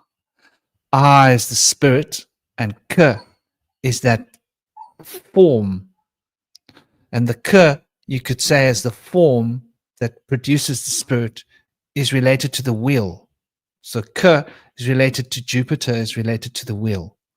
Ah is related to the bull and the spirit. L is related to the goad. It's the staff. It's this ox goad stick that you can prod the bull, the spirit, the prana with in order to move it, direct the life force. So L relates to Libra and the balance and the scales. The tarot card of justice is related to this concept. And then Kala, La represents the hair, represents a window through which we are manifesting this light. Because window is something that light passes through specifically. It's for light to pass through. So when we look at the word Kala, we can see how this means the formative mental structuring potential that harnesses the life force and gives it potential in terms of law that is then manifest as light with the law of L. And so Kala gives us a very particular idea. And the fact that Kala in Vedic means this, right, and you can track it, I think is quite interesting. This universal nature of language is something that we've forgotten, and it's important to sort of re-embrace it, to bring them all together. I've decoded many Sanskrit words using Kabbalistic knowledge, using Paleo-Hebrew knowledge to understand deeper meanings of words, and then go and look up the meaning to see, wow, that meaning is an exoteric version of the esoteric depth that I was looking at it from, using a different language to decode that language. So this is food for thought for those out there. But so, yeah, Kala represents this potential, but it's also related to dark, which I find quite interesting, because that darkness is sort of the quality that Kala means, and it means time, which is also interesting, because the first letter K is actually a wheel of fortune. And so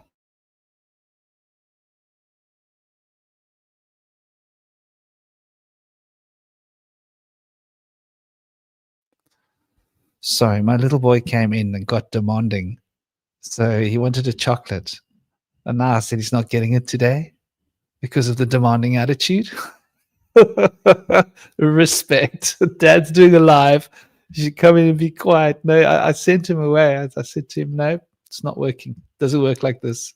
Like, children do need a bit of direction and limits. So these limits are really fundamentally, I think, what Kala represents: time. And these limits of the Lamet, limiting the flow of the life force and channeling it through a window as light, is really what we're talking about.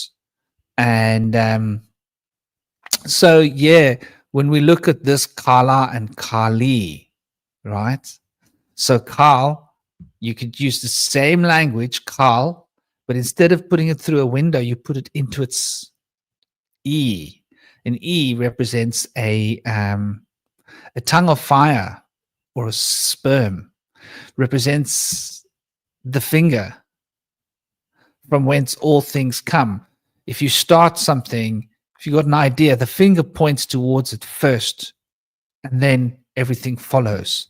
So if you want to observe something or experience something, you point at it, you can identify it. So the identity is what we're talking about when we look at that E.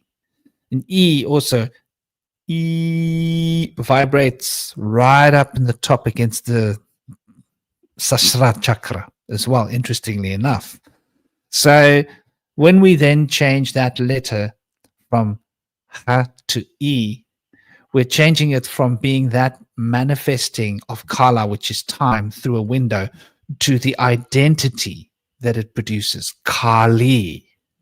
Now we've moved from Kala being pure time as a mechanical process to Kali, the identity behind this process. You see, changing one letter gives that powerful intonation of shift there. So try not to get too lost. But anyway, this dark light, this color, which is time, I believe is really fundamentally an expression of this Saturn square, which is the mechanics of how the potentials in the black sun operate. And this black sun has been a source of great, mystery and worship in many of our ancient mystery traditions. And I believe that it relates to the enneagram and the enad, and how these 9 potentials are brought into cohesion. And these 2 cohesive forces are one manifest light and another unmanifest light. And I think, what would they call them in Star Wars, right? In Star Wars, they would call them antimatter. So let's talk about antimatter. What are your guys' thoughts when we consider antimatter? Is that what we're talking about when we talk about black light?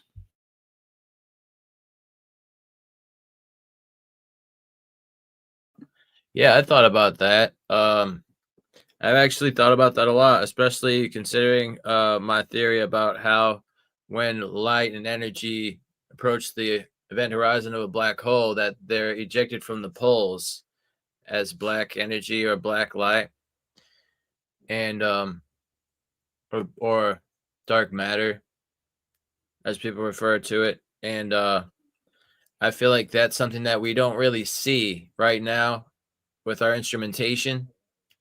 It may not be able to, but I feel like if it's something we can understand, it could bring a lot of greater understanding to how we can see the whole system of the cosmos and the chaos to integrate and be more comprehensible. Because when you're missing one key element like the ether, which has been kind of pushed under the rug by Einstein, it makes it hard to understand the whole big picture. Yeah, ether itself controls all the other elements. If they don't, the one will resort to the other one in chaos. It's just the general form. Sorry for my interruption. No, that's good. Well said. Yeah, the ether is what allows things to hold their place and space from each other. Without it, everything would collapse into one point, apparently, according to the Vedic wisdom and understanding.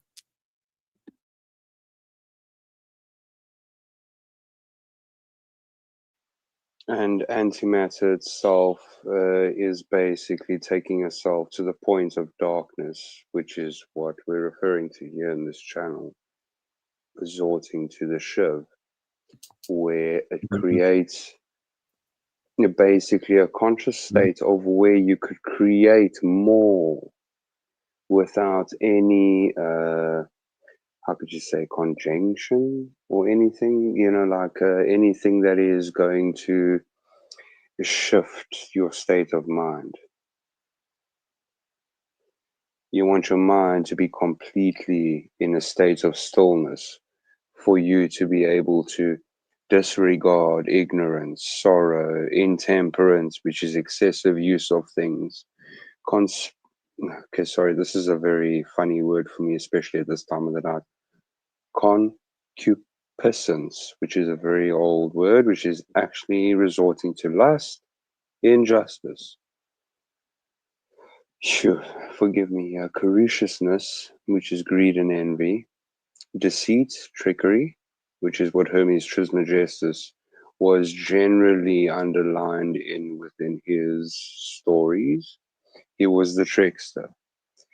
Envy, which is to rule others. Okay.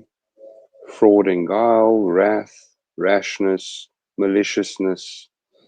Okay, so basically these are the 12 deciphers from the physical matrix within the aspects of the divine commander.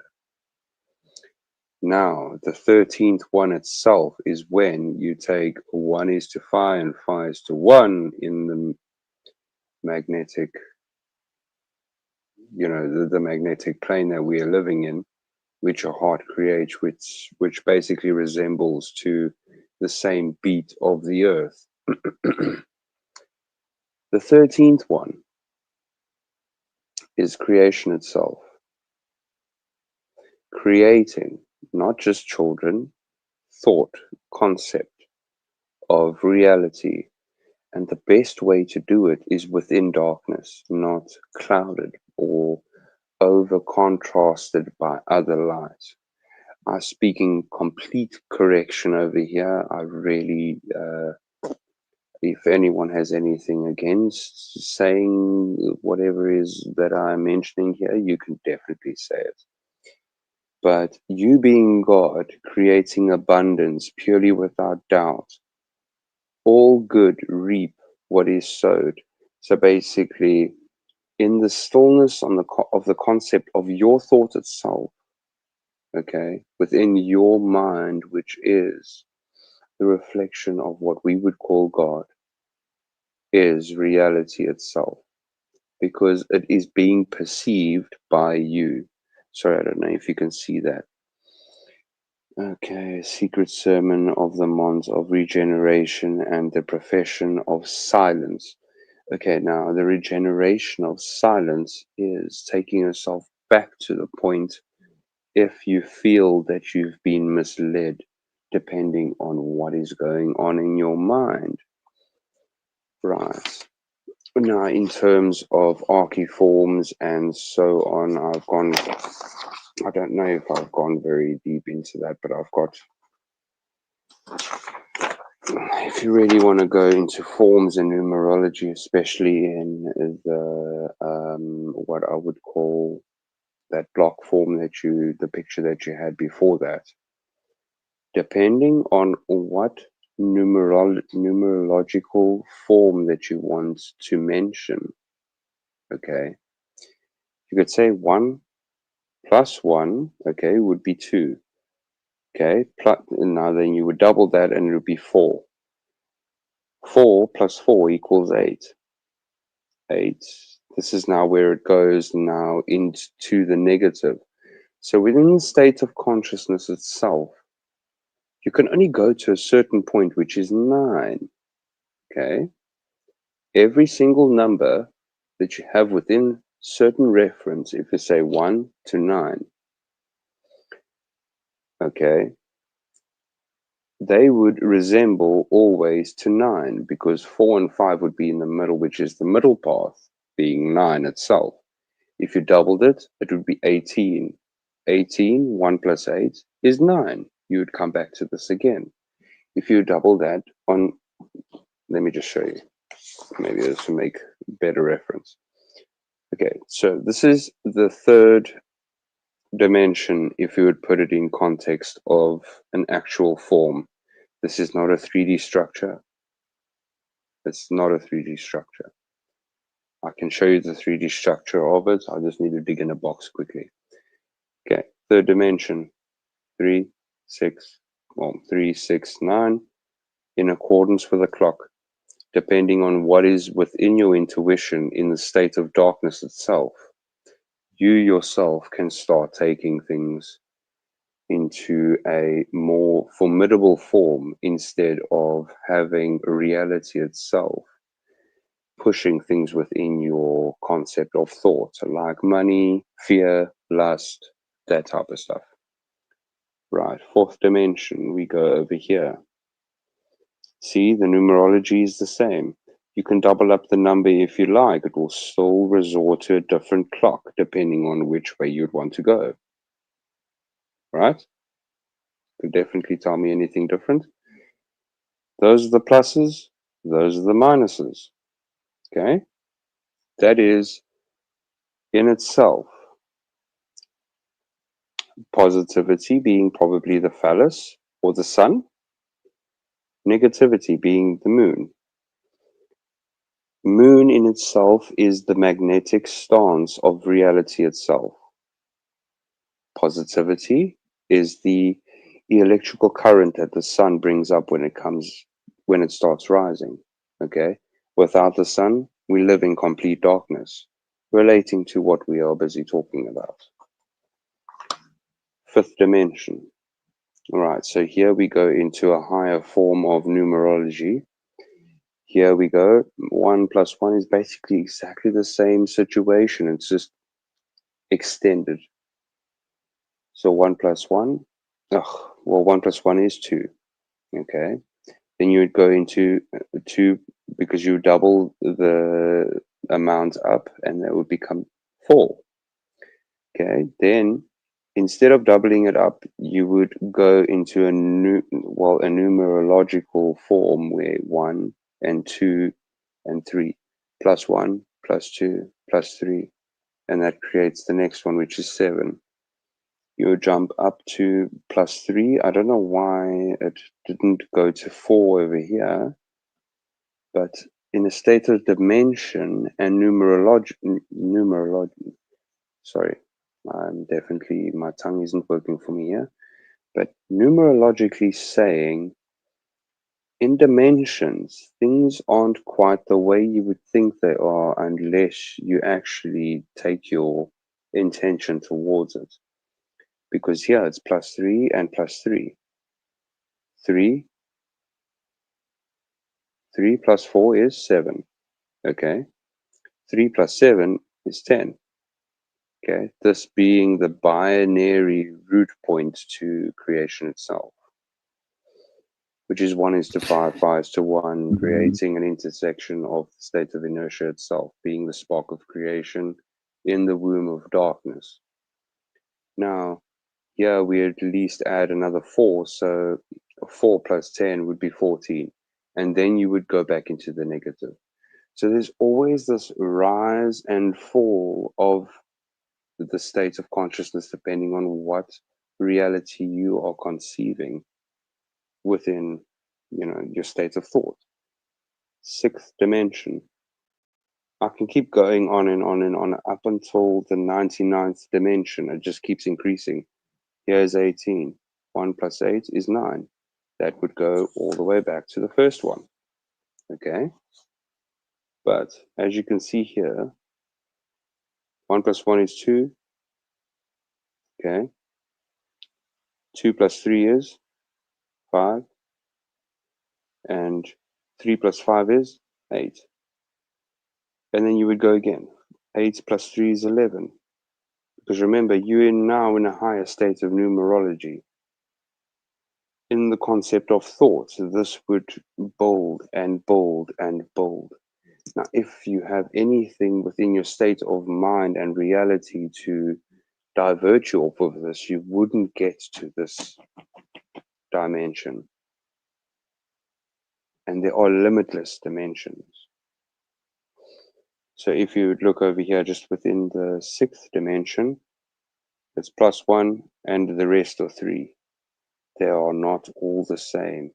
It's like a cosmic code within every single dimension on your positive and your negative.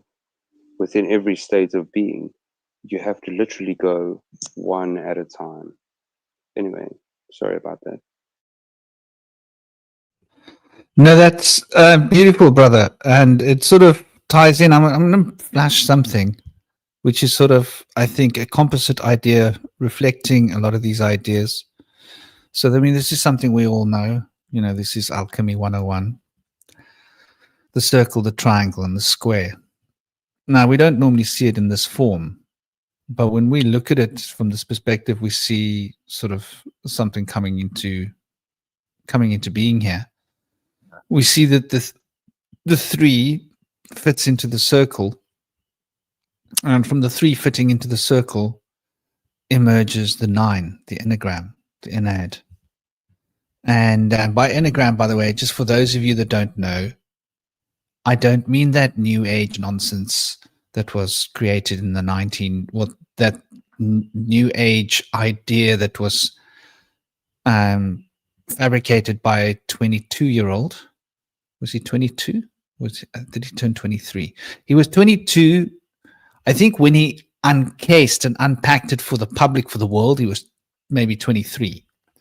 So, you know, he unpackaged this enneagram system, which got like eaten up by the human potential movement. And this is that guy who basically, this big mystery of where the money came from and why he was being interviewed at such a young age. Who did he know? What were his associations? There's a lot of questions. For those of you that like rabbit holes, jump down that rabbit hole of the popular woke new age enneagram, which he claims, this is Ikazo, right? He claims that he got it from Chaldean knowledge. But this is the Chaldean enneagram in front of you. This is what it looks like. If you study the Chaldean enneagram, this is what it looks like. That other enneagram that he presented is a new age thing that was created by Georgiev. And Georgiev just randomly came up with that image, which isn't really an enneagram. So firstly, it's called an enneagram. This is how obfuscation works. We need to understand this, right? They'll make you call something by a name that it isn't. Anybody who's read 1984, what is the premise? He needs to accept that blue is red. Before blue is red is accepted, he can't move into the mind control psyops that they have for him. If any of you have gotten to that book, it's hectic. If you're looking for an audiobook, let me know. I've got it on my Telegram. I can send you the whole audiobook and files.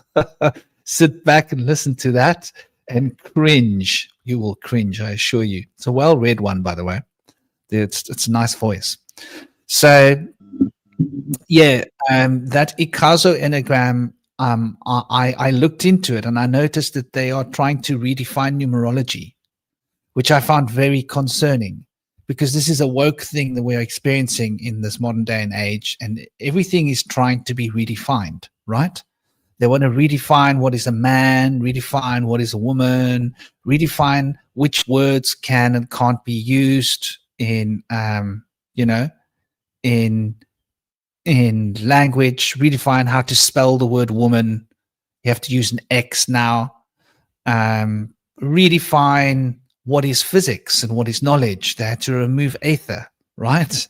So redefine history, They've been redefining history for a while. They've redefined history to the point that we don't even know what real history is anymore. So, yeah, just when I say the enneagram, I don't mean that Ikazo thing. I looked into it. At first, I thought it looked interesting, but I noticed a few very subtle nuances with the numerology that doesn't track with Vedic numerology, and it doesn't track with the numerology that comes from Chaldea. So how he managed to study a work of Chaldean numerology, which is the enneagram, and then change the meanings and the numbers to some extent, and then misappropriate, remove the original geometry of the Chaldeans and replace it with that new image is almost beyond me. You see, it seems like a psyops movement to me. It seems like a deliberate confiscation. And to understand that the best lie is the lie that contains 95% of truth. So this is why I say, if you're interested in the enneagram, go and look at the source where Ikazo says he got his enneagram from. And this is the Chaldean. And this is essentially numerology. This is essentially what we're talking about. And now you'll find all these new age people with this wishy-washy system, which I'm gonna call it out. I'm gonna call it out as the fake enneagram, because it's not an enneagram. The geometry isn't an enneagram. An enneagram, a pentagram has continuity, right? So if you turn it on its left, it's still the same geometry. If you can rotate it, so when you have a hexagram or a pentagram or a septagram or an octagram or an enneagram. It means that it's an image that you can rotate. That's what the words mean. And it will still be the same image, right? So it has a sense of geometric conformity to the point where it has that quality of perfection which reflects spinning. Now, there's other New Age enneagram, you cannot spin it. If you try and spin it, it doesn't work because it just doesn't work. The geometry wasn't designed to do that. So it's sort of like the whole idea of trying to understand physics in a vacuum when we're not in a vacuum, right? This is why we've got all these confiscated ideas about physics, because we've stopped looking at physics as it is and started to imagine it in a vacuum. Why we had to do that doesn't really make sense. So, yeah, when we look at the numerology, and these are terms that I have sort of randomly attributed towards the numerologies. You can take your own terms. I encourage all of you to find your own terms. You know, number 9 is Mars, always was Mars. Number 1 is the sun, always was the sun. Number 2 is the moon, always was the moon.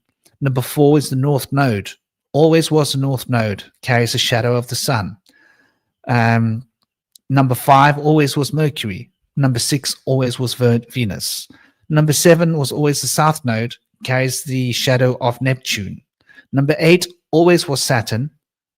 And this is whether you're looking at it from Vedic numerology or whether you're looking at it from Chaldean numerology. This is universal. So this is a universal symbol and a universal geometric pattern. And obviously, I've put 2 of the enneagram geometries in here. Within the original Chaldean geometry, there's a 3rd enneagram in there too. By the way, I've removed it so that we can see it with more sensibility. So when you add it in, it shows you more relationships between the numbers. And the very nature of numerology and the relations between numbers are related to these patterns in geometry. It's very important to understand how geometry is a reflection of space-time and how this has got to do with sound, the cymatic shape of sound, which is the etheric plane. So here, when we look at the true enneagram, we have an origin, right? Which that Ikazo enneagram doesn't have. It cannot have an origin because the origin needs to be what? For an origin to exist, it needs to be in equal perspective from each point, right? So it has to have perfect geometry reflecting each point back at it because it's an emanation from the origin. So what is the origin? Now, you might see that I have put here with the origin the idea of Pluto. The only reason I have put Pluto there, and that's totally on me, I made that choice. You don't need to do that. But I put Pluto there because Pluto is the unnumbered planet. It has no number. And in the center, there is no number. But it's really important to recognize that in the center, there is nothingness. It is the origin. It is rest. It is the rest from whence movement arises. And so when a wheel turns, the center of the wheel doesn't move, right? When a storm comes overhead, the eye of the storm is the center of the storm. It's stable. It's consistent. All the movement is happening towards the periphery. And the closer one gets towards the periphery, the proverbial event horizon, the greater the sense of movement. So all of these 9 different elements are, you could say, 9 expressions of the center, the origin. Hence, that's the word origin. So this gives us an insight into, I think, the black light, because that which is the origin is without expression. It is unmanifest. And this is why we have the number 0. It's not actually a number, if we're going to be fair. Namaste, Rob. How you doing? Hope you're good. So I hope you're thriving and well. So this center of this enneagram, which is effectively the point of the point of nothingness, if you want to use a random term, from whence everything arises. We symbolically speak of the origin with a circle. And now we've been taught through obfuscation to think of 0 as a number. But 0 is most definitely not a number, right? Because 0 just means there's no number. And no number means there's no number. What is number? Think about num. Num is breath, right? It's like the womb itself, yeah. And so the breath relates to the num. And the number is the num, the numer. You see, this has got to do with the exhalation and the inhalations of the breath. And you could think of these different emanations of the origin as stages of the breath cycle.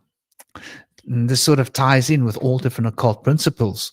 So when we look at this black light, I think it is well represented within the traditional Chaldean framework here. I will actually throw together the third one. The other one, you might know it. This is the enneagram, which is drawn in the way a pentagram is drawn. There are 3 different ways of actually drawing a true enneagram in terms of it being equilateral on every point, and that if you rotate it, it doesn't change. It's got to be universal. It's got to reflect the architecture of the universe. And the architecture of the universe is something that is in a rotational state. It's rotating. It's not stuck. It's not in a vacuum. It's not standing like some higgledy-piggledy house that looks like it's going to fall over if you try and turn it, which is what that other enneagram suggests. But I think as well, looking at it here, we can see the same thing reflected here, right? And here it gets rather interesting, because here we're seeing these three zones on the outside, right? And these 3 zones on the outside are reflected on the inside. Does that make sense? There's something very interesting going on here in this image. And the way in which the square represents the enneagram is this is a Vedic. Now, this is the Vedic enneagram. The square is how they represent an enneagram in India. That's why their astrological charts are, that's what it looks like. It's exactly what it is. And it's also reminiscent of a cube, right? It might be the 9 numbers done in such a way, but really there are 3 scales of 9 numbers, and there's 27. And so this 27 represents this fundamental point of origin, and the number 27 is such an important and powerful number, right? Because when you take 27 and you apply it to the 4 elements, you end up with 108. This is like the map of the astral from a numerological perspective. So this, I think, carries with it the womb. What is the circle within, right? We want to talk about black light and silence and the black sun. These 3 aspects here, the square of the enneagram, the triad of the triangle, and the unity of the circle. So we've got 1, 3, and 9, right? And when we add the 1, the 3, and the 9, we end up with the number 13. Once again, one of those obfuscated occult numbers that they've tried to hide from us, which is rather fundamental, because the 12 mystic elements are expressed as 13 when they manifest. So this is one of those mysteries which I think we should all be looking to understand, that this diagram is represented as being within a matrix, and that matrix that it's in is essentially the substance of sound, which is silence, which is black light, I believe. Well, what are your thoughts looking at this? Did you notice that the even numbers are in the 4 corners and that the odd numbers form a cross in the middle? I think that's pretty profound, and surprising. I just noticed that. But also going back to the syncretism, I feel like also, what do you have in South Africa? Do you have burrs? We call them stickers sometimes. They like stick to your clothes. Sorry, what are you talking about? What do we have in South Africa? Do we have what? A burr plant. You're talking about a plant. You mean seeds that stick to your clothing. Yeah. Do you have those? Do you call them a burr? Yeah. So we have like Spiky ball. Num as in like noom, like pneumatic, and burr as in the burr, like that sticks to you. So it's like the breath that sticks. It's kind of like as you said earlier, like kind of like a gateway, or like kind of like a something that's trying to grab on and carry. Like it kind of in a lot of ways kind of like allows us to grab onto it, and so it gives us something to hold on to. And in that sense, it's got the burr of the breath, in the sense breath being knowing now that we found that when we dimethyltryptamine in the lung, that was only previously thought to be created in the pineal gland, but through breath we can build up our DMT, and that brings forth more of a vision. If we have a shamanic vision, or if we go into the black light and we start to see emanations of the various lights, which might be part of going through the cycles of the colors.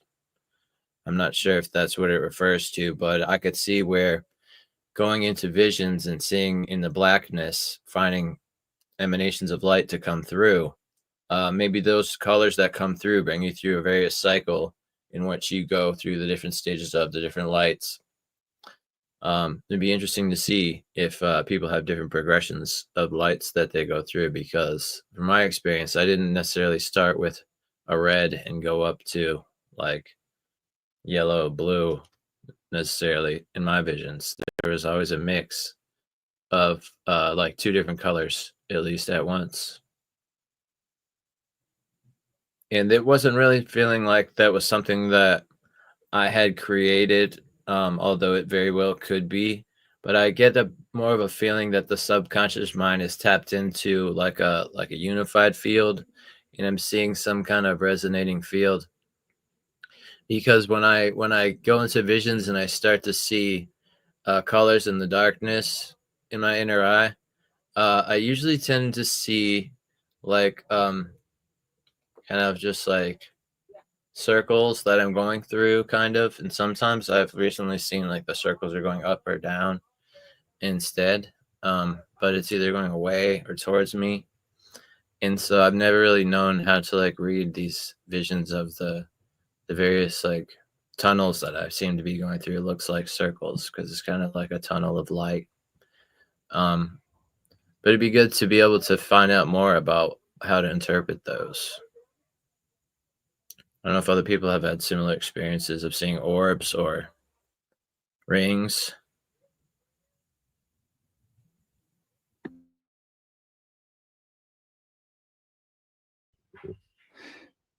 Yeah, brother. I've definitely had that. I hope I'm not muted. No, I'm not muted. Good. So orbs. If I turn off the lights in here and I allow my vision to change a little, I'll see the orbs. And they seem to be all around. This is like on the physical plane. And they seem to be moving often. And they'll sometimes move right through the space. And the interesting thing about them is if you say to someone else, can you see that orb? they'll come and stand there and go, yeah, I can see that orb. So it's like it's something that can be seen by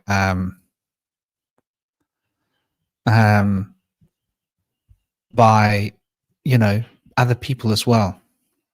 On the internal level, for me, I nah, this is going back, hey, yeah, but I'm pretty sure that I first started seeing blue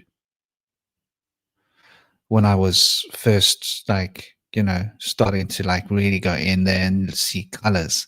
I'm pretty sure blue was the first one that I was seeing. I mean, I'm going back like a few decades, but and violets were the earlier ones that I was seeing, blue and violets. And this progressed. Rob mentions green light. Yeah, the green light is an interesting one. There seems to be lots of different hues of it. When I think of green, I think of the green man. I think of Saturn when I think of green. And I mean, I believe traditionally Saturn was related to the color green. That's in. I wonder whether a lot of what we see in modern times is just really an obfuscation that has happened. Like they've tried to change certain things around, and I wonder whether it's by design or by accident. And like when I think of Saturn and indigo, indigo doesn't speak to me about Saturn at all. Saturn speaks to me about something that's practical and grounded, like the color green. Green is a practical, grounded color. It literally translates light into energy, into substance. This is what Saturn relates to. Building structure and substance out of energy and light. This is Saturn's hallmark, right? In other words, when you think of the green man represents that quality of photosynthesis that produces food. And grain is obviously thus important for Saturn. Here's an interesting point. Yeah, you're Capricorn, Rob. Yeah, sorry, what are you saying? Green and purple are complementary colors of each other. Just wanted to mention that. Are you sure? I always thought of green and red as being complementary colors. Yeah, they have green and pink has more of a optical illusion kind of thing to it. So green and purple are actually have that same kind of effect, but it's like more pronounced for some reason than the red. Whereas like blue and red are like you can see them next to each other and it looks like 3D. Yeah, because the way I understand it is that the complementary color reflects what the other one absorbs, and what the other one absorbs, the other one reflects. That's what makes them complementary. So, in theory, when you add two complementary colors together, you get white light. So, like, this is why I like blue and orange. If you put them together, they create a flashing on your eyes. And that flashing on the eyes, yeah, yellow and purple or violet is how I've always understood the complementary colors as well. Like a violet purple color, depending on the shade of your yellow. You can actually, okay, here's an experiment for you guys to do. It's a very simple experiment. Take a color. What? Here I have a red pen. Now look at a red pen upon the background of a white wall or any color and look at it for a long, long time. Focus on it intently and allow your focus to fall into the color and just to appreciate the sensation of the color until you start to feel the resonance of that color. Just concentrating on that color on the background of a white wall. Then close your eyes. And what you're going to see, I'm seeing now a green pen in my mind.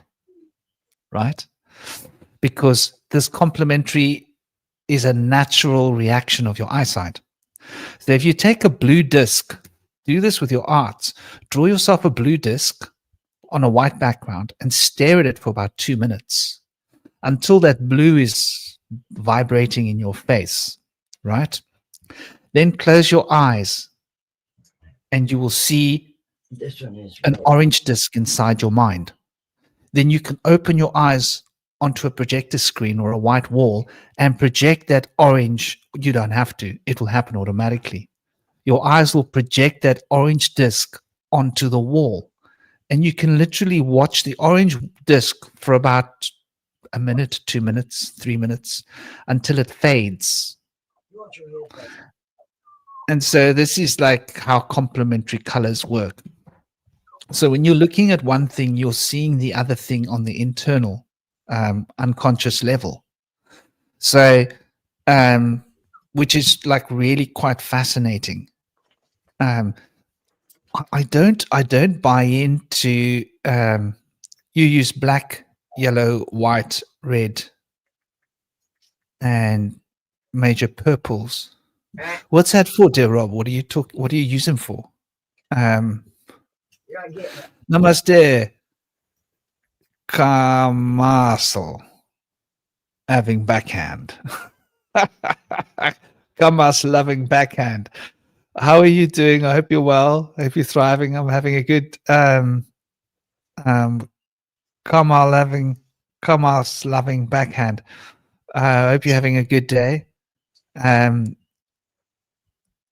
Coat of many colors. Yeah, Rob, what do you use those colors for? I'm curious. The black, yellow, white, red, and purples. When you patch stones and mix epoxies with a stone. Okay, sweet. Nice. Yeah. So there's a complementary aspect to chartreuse and indigo. Chartreuse people call safety green now. It's very yellow.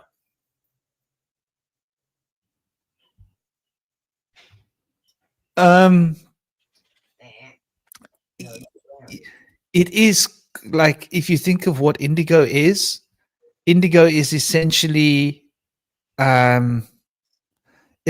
violet, isn't it? They're called split complementary because they're not exactly opposite of each other, but they're close enough to have a bold, high contrast and dynamic visual combination.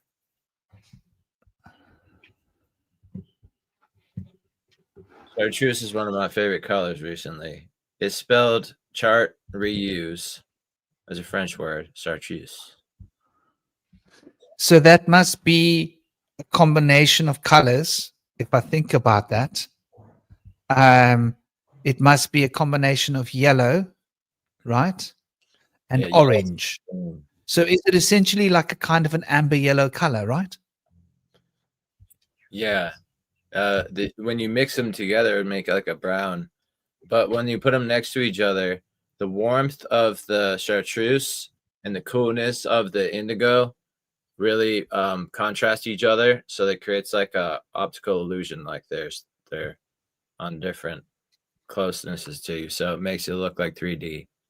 Kind of just like where you see red and blue next to each other. Royal blue. What's the name of that color again? Chartreuse. Chartreuse. Yellow. Interesting. I've never come across that word. Like the Batman right here in the background of my thing. That's like a chartreuse right there. Kind of. It's a little bit more yellow than a lime green.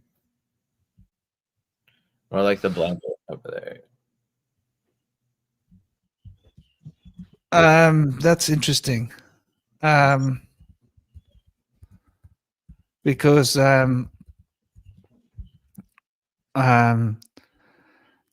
when I look at that, right, then if I look at that color, if it's like a more yellow than a lime green, then I would be adding a small, I would be taking violet and adding a small little bit of red to it. Wouldn't I? No. Yeah, to get up, Very difficult. to make Hey? it be opposite on the color wheel, you would, I think. But even though that's not a total complement, it's called a split complement, just because it's Okay. close enough on like a kind of a wheel, like a wheel right there. There's kind of a scale where it kind of, for some colors, it goes out a little further in certain directions, where there's like a bold contrast called split complementary. But I think it's an interesting color contrast. That's a really interesting color. Yeah, I learned a new word from you today. Thanks for that, brother. Chartreuse. Yeah, It I like sounds like it's so you're saying. French, doesn't it? Yeah, it's definitely a French word, or so they say. But I hear what you're saying about Saturn not really being really like an indigo. I see maybe Uranus or Pluto being more of an indigo before Saturn, and I definitely feel the green connection there that you were saying. Just wanted to mention that. Yeah, like when I think of indigo, I think of the most mystic of colors, pure mystical. I think of indigo sage. Yeah, yeah, it's a very mystic color. It's pure mystery. It's like the night sky before it becomes night. When the sun is set and it's getting dark and it's going dusk, the sky turns that indigo color. And it's like while there's still light in the sky to see, but it's just going towards that pitch darkness. It hasn't reached it yet. It gets that beautiful indigo color. And I think it's sort of like interesting because when I think of that, I think of the mysteries. And then I think of the gateway to the mysteries. And when I think of the gateway to the mysteries, I always think of Venus. So when I think of indigo, I think of Venus in like the way that it was portrayed in the underworld, right? Venus had to travel through the underworld. And there's different versions of the story, there's different names, but on all of these stories, uh, she has to remove her jewelry, and they're all lapis lazuli wand, lapis lazuli lemon, lapis lazuli rosary. It's all these lapis lazuli items that need to be removed, and I think it represents the color indigo as like that mystic color. And so lapis lazuli carries that lazurite color, which lazurite is really essentially an indigo color. Azurite is another one, beautiful indigo color. If you've got any azurite, you'll know what I'm talking about. It's a very mystical stone. If you pick up azurite and you hold it in your hand, your whole vibrational body starts to, you start to become very sensitive to very subtle things. Lapis lazuli also, when you really tune into its vibrational field, it also carries that very mystical, it's a very high pitch of vibration that makes your consciousness want to start seeing things that are very subtle. So it's very interesting. Um, yeah, azurite is amazing. I love it. There was a recent discovery of the journal of a female physician of ancient Kemet or ancient Egypt. Some people know it, and she mentioned in the journal how that when she started using lapis lazuli, that her empathic powers and intuitive powers increased profoundly. She was able to really feel and see where the conditions were coming from and have an understanding of like how to treat things better intuitively by just using the lapis lazuli in her practice. So that's been kind of documented to really have a strong effect for the practitioner to be able to really use that to connect with others and see through their field and understand their vibrations and stuff. So also those underworld stories where the goddesses like Venus went down through the seven gates, connect back through ancient Greece with the stories of Persephone and Eurydice, and then back to Mesopotamia with the stories of Inanna. And I just wanted to mention those names. It sounds like Ishtar. Yeah. Ishtar and Inanna.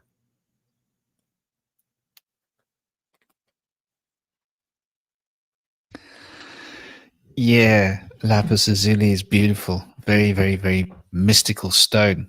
Um, Yeah, I she had to actually, take off a piece of jewelry for every realm she went down into the darkness to go and revenge a certain figure that I definitely won't mention. But she went all the way down to the seventh.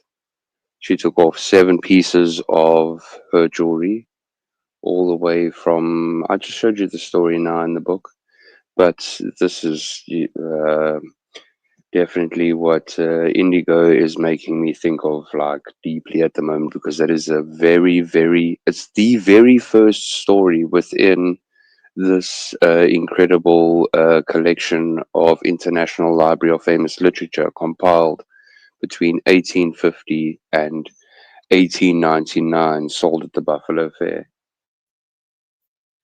Yeah, that the Akkadian counterpart of Inanna is Ishtar. So they're the same story, told in two cultures with different names.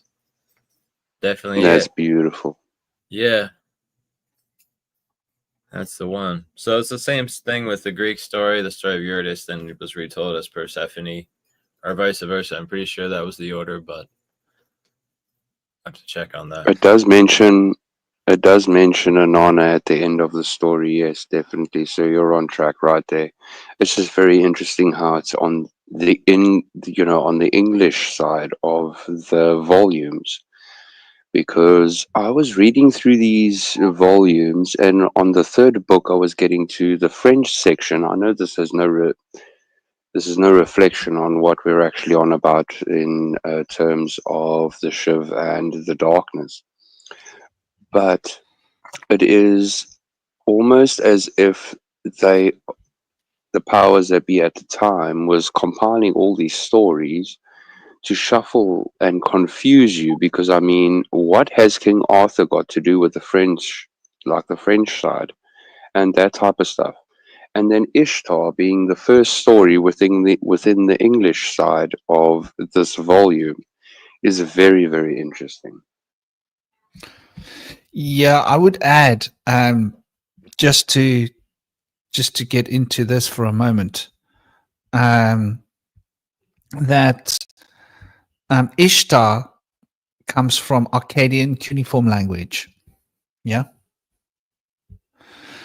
And the Akkadian cuneiform language, I think, according to the popularized versions, right, of the information that we've got, which is what the anthropologists and historians go, and I don't believe and agree with all of their dating systems. I think they've sort of imagined, but what they can deduce is that the Akkadian grew out of the Sumerian.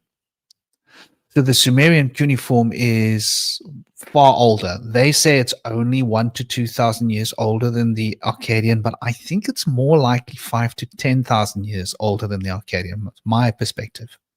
But regardless, the Sumerian cuneiform is older. So the Inanna story, Inanna is a Sumerian cuneiform name, and Ishtar is an Akkadian cuneiform name. So Ishtar grew out of is the same story as the Sumerian cuneiform story of Inanna.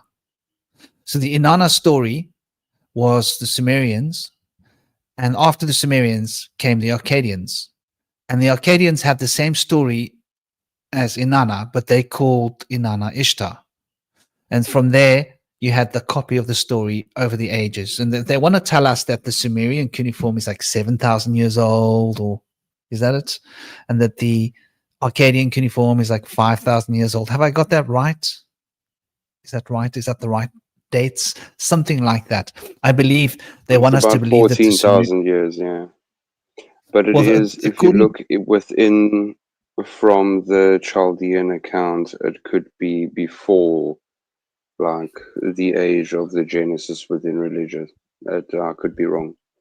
I'm guessing about 14,000, 15,000 years. Yeah, well, this is my guess. This is my guess. But they say that the Sumerian, according to the popular story of the anthropologists, they reckon that the Sumerian cuneiform is somewhat older than 5,000 years.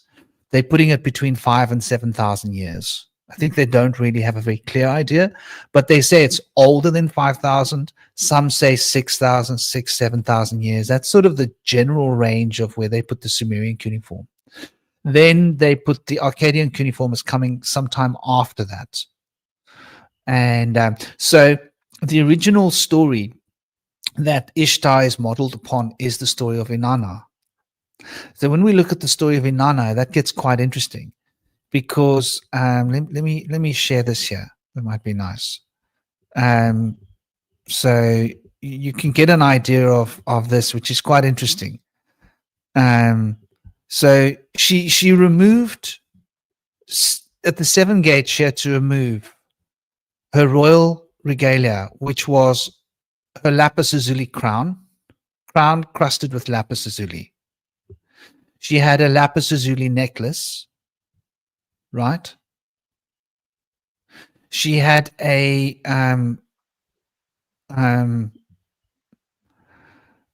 breastplate which had lapis lazuli in it.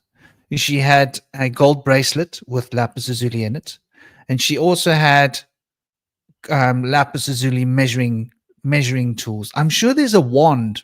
This Google isn't mentioning a wand, but there was a wand.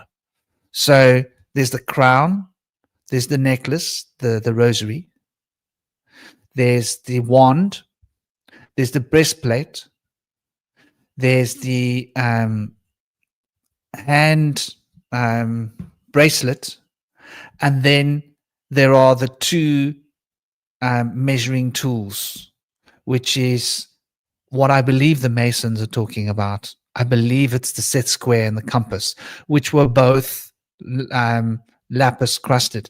So the story goes that she had to remove all of these lapis lazuli items, and so that's how this came to be with her in the underworld. And then she had to remove her gown as well. Her gown had to be removed. She had to be completely naked. I think the gown represents symbolically the form, all form. So she had to go into a place of pure formlessness, which makes me wonder, does the gown also represent light? If you think about it, the measuring tools represents shaping and structure. The with the crown represents a sense of identity. The rosary, lapis lazuli beads represents the things fitting together, the different numerations, the enneagram. The bracelet represents that which is able to be grasped, that which can be held, right? That which can be embraced, bracelet. And the measuring tools, obviously, I think are an interesting point to look at here. So that's just like really interesting when we look at that. There's lapis lazuli all over that Inanna. And Inanna is Ishtar. And Ishtar was later worshipped as Venus. Now, here's the interesting point, talking about the black light. This is really important. So Venus has got this polarity, right? And I think it's relevant. That Venus used to be considered as two planets by some cultures. And they used to acknowledge it as having two planetary, the Venus of the day and the Venus of the night. And we still to this day recognize the night star and the day star. And these two characteristics of Venus. And so Venus they used to observe the rising and the setting of Venus. And there's some really powerful magic that used to relate to this Venus planet. And so we see Lucifer is also Lucifer, right? So Lu, where was Lu? Okay, so Lu, we're going back to Sumeria, ancient Lu. The Lu cipher, the cipher of Lu.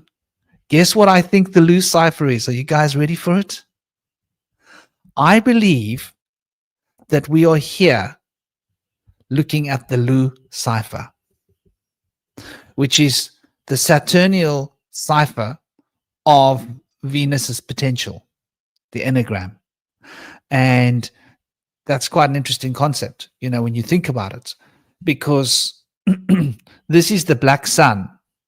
And I think that this connection and this relation between Saturn's potential and the potential of the numerations, because cipher is a numerations, right? It's about numbers, as they relate to the mysteries. So Venus is the pre-numerations phase of consciousness. But from Venus, there has to be more differentiation, because Venus is a mystic state of emotional consciousness. And that emotions has to be embraced and built into something tangibly coherent. And that's where Mercury comes in, to tangibly create this substrate. Hence, we see Mercury sitting in the center of the Saturn. And why is Saturn the Lu cipher? Because it's the cipher of time. It's the number of times evolution, and it shows us here in this image quite clearly, right? It shows us the past, and it shows us the past, yeah, and it shows us the future, right? And so you've got the future, which is becoming, and the past from whence we've held. And then it shows us 4, 5, 6, the present, right? 4 is that structure and stability that doesn't move. 6 is the harmony, the experience of Venus in the present. And this is bound by the constant shifting and changing, moving sands of Mercury, number 5, sitting right in the center. And so then again, of course, everything adds up to 10, 6 and 4, 9 and 1, 3 and 7. And when you take them all into account, we're looking at the number 15. When the 15, where does 15 bring us back to? Brings us back to the number 6. 6 is the number of Lucifer. 6 is the number of Venus.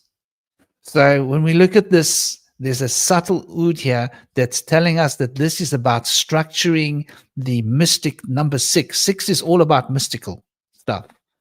8, which is what we're looking at here, brings rise to the enneagram, for 8 is the mystic number of 9. And so this 9 mystical enneagram, which codes time, is really pointing back at 6, which is why all of the numbers add up to 15. And that in itself is quite amazing if you think about it, right? That there is this relationship between Saturn and Venus, which has not really been very well documented or shown to us. And I think, once again, to me, this seems like some deliberate form of confiscation. What do you guys think? Cosmic, you haven't said much, brother. No, I haven't. Sorry, I've been kind of like busy a little bit. I feel like 6 is connected to hex, is connected to sex, is connected to 6, is connected to fix, is connected to mix. It's all connected. I feel like it's all a spell. You fix something, or you Don't stop, brother. You're mixing something up. Are you fixing something? You know, pulling a spell on it, making it work. I can't tell you how many times I fixed something by tapping it just right. You know what I mean? The word hex in Germanic literally means witch. Yeah. In South Africa, if you say someone's a hex, you're calling them a witch. There's an old silent black and white German movie called Hexen, where they show the underworld, and it's all hell and the demons and all the people being tortured and stuff. But it's a wild movie. The costuming is pretty elaborate. But it's pretty dark. So that's been like demonized. Like the witches were, you know, the white witches were going around spreading the seeds of healing and stuff to the people. And so people had their little herb gardens for when they get sick. And they would, you know, learn how to trust in the wisdom of the witches. And then after the witches were contested by the patriarchy and the Spanish Inquisition came by later, things kind of fell downhill with the connotations of things associated with witches. But it's thought that starting in Tibet that they started to take away the familiars of the witches, and when they took away the cats, there was had a terrible rodent infestation across Eurasia, and it led to the Black Plague. So the witches used to do a lot of good. When they tried to mess with the cats, things got bad for a while. The cats are a big help with rodents. I know that. You know, that makes me think of that film where they've got these animals. What is it? It's a book, series of books. It's also a series. I must have watched it many years ago. Or is it a film or a series? I can't remember. No, I think it was a series where everybody's got their daemon and they are trying to sever the connection between the children and their daemons because of the substance in the universe. Have you seen this? Do you know what I'm talking about? Are you talking about the Golden Compass? I think that's sounds like it. Yes, exactly what I'm talking about. Well, I Yeah, for that. Back in the day when they had film splicing before it went digital, I cut the film for the Golden Compass, and I saw it a couple times. But it is kind of vague to me now. I do remember something about the compass being like a way to save the people. They were being, I guess, trained like in the dark crystal, kind of, from the way you guys are describing it.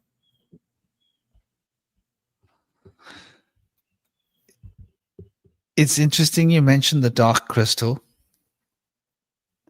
and this polarization between these two races and this idea of, it makes me think about this idea of Yaldabaoth being the false god, the jealous god of the, of the Old Testament, and why a lot of what we read in those papers just don't make sense. Because of course, what does God want? God wants you to get your eldest sons, strap them, or daughters, strap them to a rock and remove their organs, because that's God's will. That's how you prove your allegiance to God. You do things to your own children, right? Doesn't make any sense. So when we consider like some of the narcissism and sociopathy and insanity that passes for divine in the Old Testament, and we've got to be honest about this with ourselves and with each other, some people might not like to hear that, but it's the truth. If Abraham were here now, what would we do with Abraham? What do you think? Where would Abraham be? I think he'd be like doling out some bread and some fish and conspiring with some angels.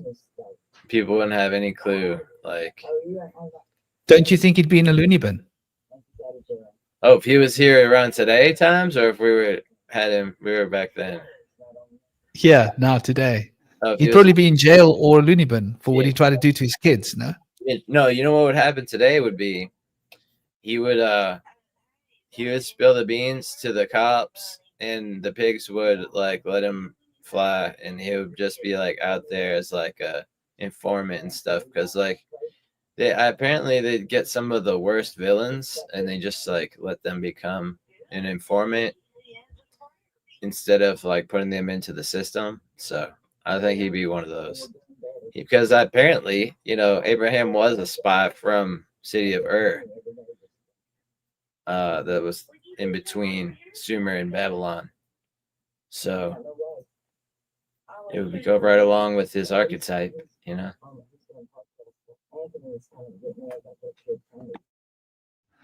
Yeah, it's very interesting when we start to consider all of this. Um, and just exactly like I think all of these characters are older characters that's been sort of, you know, the story has been re-embezzled or re-embellished. Sorry, embezzled, re-embellished.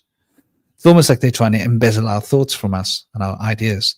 But yeah, I mean, the idea of ritual sacrifice, which was normal, seems a bit crazy that was a.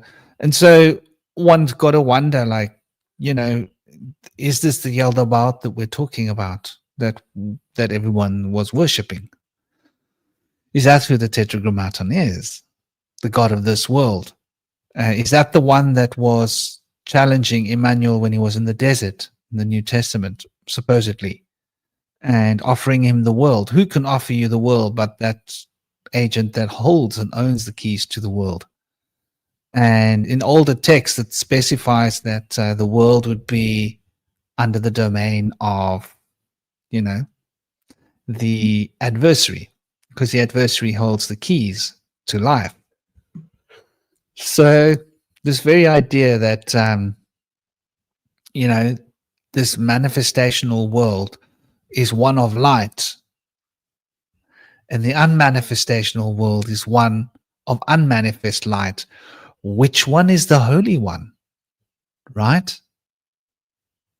Have we been wrong about it all the time? This idea of manifest light, is manifest light just the electrical substance becoming matter? Is unmanifest light that profound spiritual quality which is chaotic in nature, the divine feminine, that we've been trained to fear, resent, because it's too feminine? And you know, where does this leave us?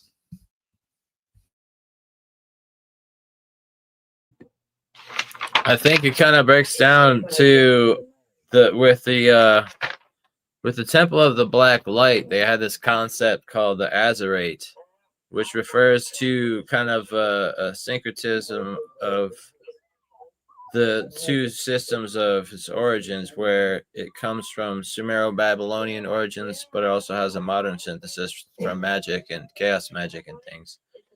But it refers to the fullness of a wrathful chaos. So, like, to them, that's like, I guess, the end all, where they have like a wrathful chaos that kind of sweeps away the order of things, which is like good to them. So there's like that side of it, which is like a pretty dark side of like the black light. But then we have like the mystical side, as opposed to this like magical side, black magical side. The mystical side of the black light is like really like a beautiful thing. It's very like overpowering to those. It's like daunting and very like challenging to be able to be near it, or to like even try to perceive it. It will blind you. But I get the sense of it that it's really not something you could see, that it's something that you have to kind of be able to learn to be able to embody or approach, or how do they put it, learn to encounter it gradually.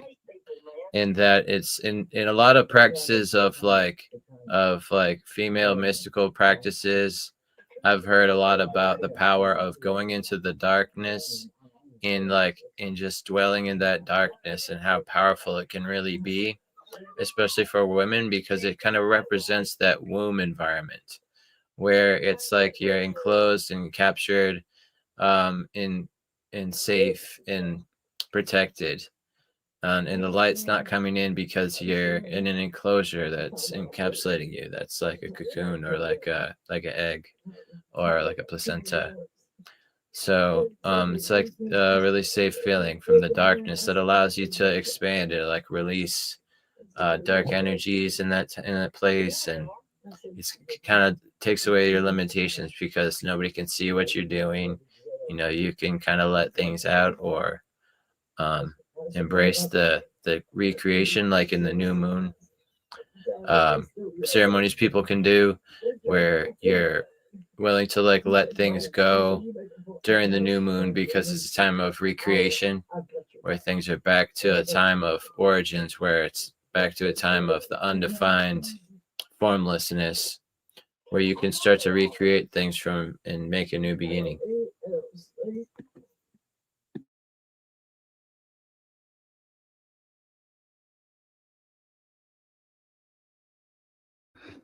I like that you mentioned recreation. What are your thoughts? Any of you guys that are here, know thyself and Cosmic? I think Cosmic might still be busy. No pressure, brother.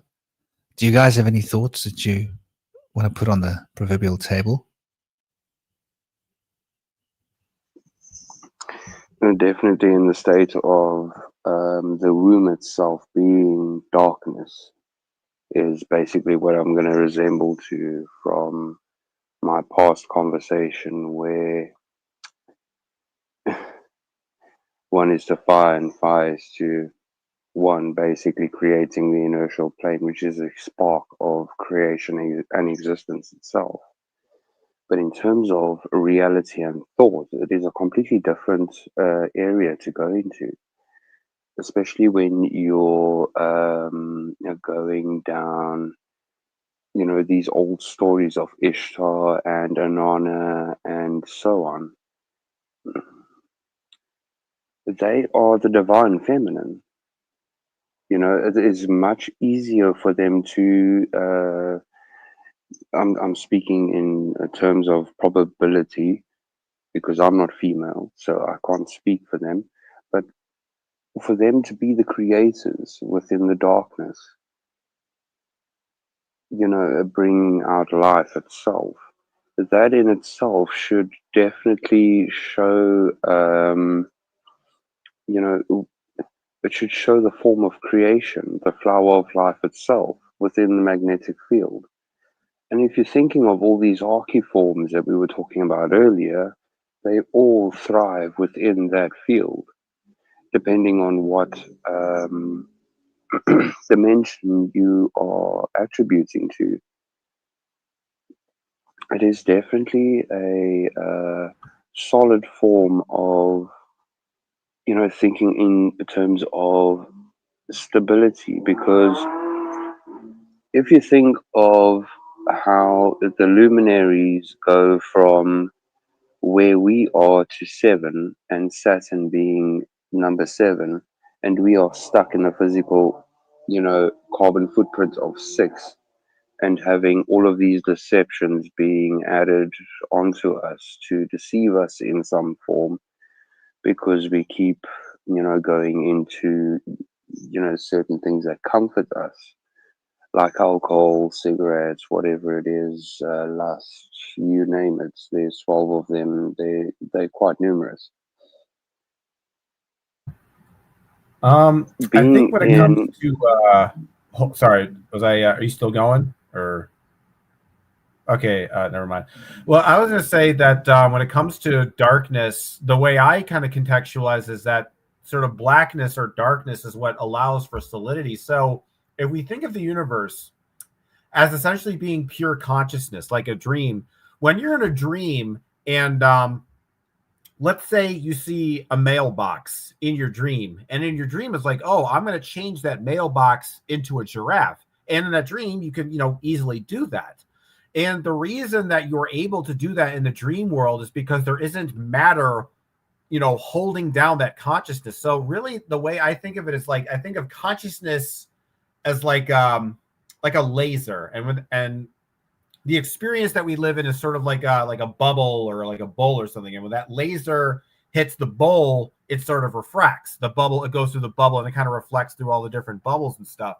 Well, what blackness does is that it allows for like a certain type of bubble of matter or whatever, where the consciousness can sort of bounce off of it. Because the thing, we all talk about in the occult, maybe like, oh, we're trapped in this world of matter. Oh, it's terrible and all that stuff. But the reality is, like, the world as we know it could not exist without matter. Like all the colors and shape, everything would just literally melt. Everything would just literally melt into goo into sort of mist and vapor, and there'd be nothing would be shaped, nothing would have any kind of form. It would just be shapeless energy. So really what that darkness does is it allows for things to have shape and distinction and a sense of endurance, where it's not just something that you can just kind of like easily think away. Because I think in a lot of ways, without matter, the role that it essentially plays in the cosmos in general is it acts to sort of stabilize the sort of the universal mind. It acts as a foundation. It's a kind of it's sort of the body of the mind, if you will.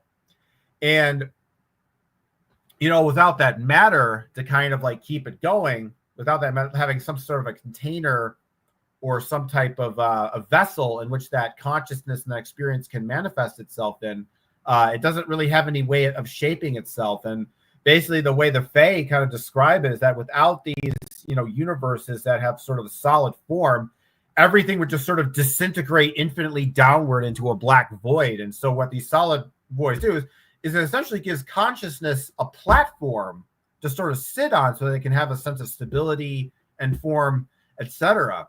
So, and that darkness is what allows for that stability and that solidity to take place. Because in a sense, what happens is when you have a certain level of consciousness that mind can't penetrate, well, that consciousness, where that sort of membrane where mind is incapable of penetrating, that's the protective layer that allows matter to retain its sort of its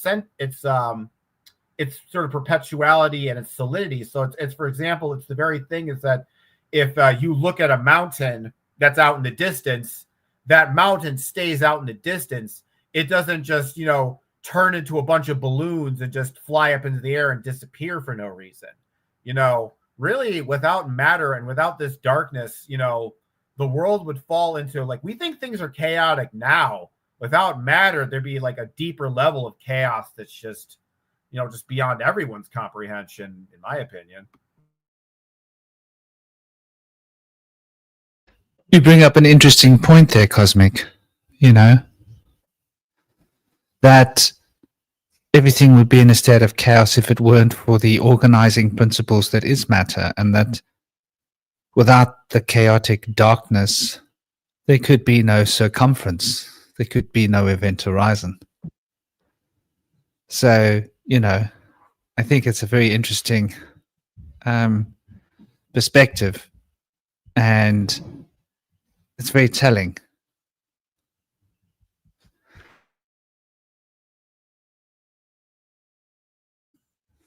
Sorry, my little boy is trying to open the wrong door. But yeah, I think that's really interesting. I love a lot of the ideas that you've put forward there. What are your guys' thoughts? My battery's about to die. I think I'm on like 15%, but it is absolutely amazing. No, I love all of the ideas. It is definitely helping, especially on my side, to, you know, look to the outer boundaries of the outer limits that I don't quite understand. But I love you guys a lot. But I'm gonna have to jump off. I can't charge my phone and do this at the same time.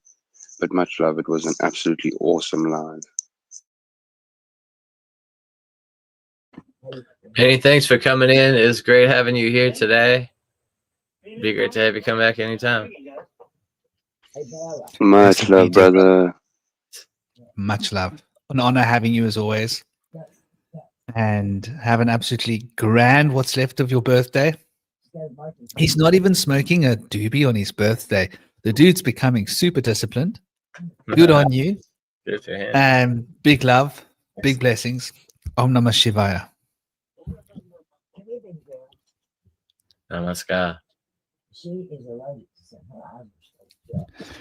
Yeah, so well, what do you reckon? You know, I think Cosmic brings a lot of really interesting booty to the table. Yeah. In what sense? But which one are you referring to? What comment? Well, my boy brought me a cookie. How nice is that? Yeah. He's sharing his cookies with me. That's a good sign. Yes. The idea of how even though we consider the darkness as being chaos, it's that chaos that gives rise to the order. In other words, if we didn't have the chaos to bounce consciousness off, consciousness wouldn't be able to organize itself. So you can almost see chaos and order as being polarities of each other. So maybe when we're talking about the dark light, we're talking about that which is beyond order and beyond chaos. Maybe we have to travel through chaos to get into the dark light, which is a very interesting concept. Because even though Kali represents the destruction of the universe, Bhavati represents the adeptship of gaining all of the boons of Shiva, right? And so these are the organizing principles of the divine, deep, dark feminine. And so, yeah, I think like what he says about the nature of the darkness, or like a consciousness needs this darkness. And so is consciousness a reflection of this darkness, if that makes sense? And that the rules that we're experiencing are the definitions and limitations placed upon consciousness in order to produce the order that we experience as physicality and reality, matter. I'll see you.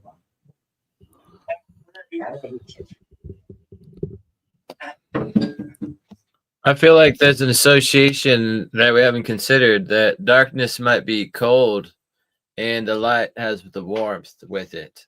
So I feel like the darkness can be a place like that we can go to, not hibernate, but to go and gather strength.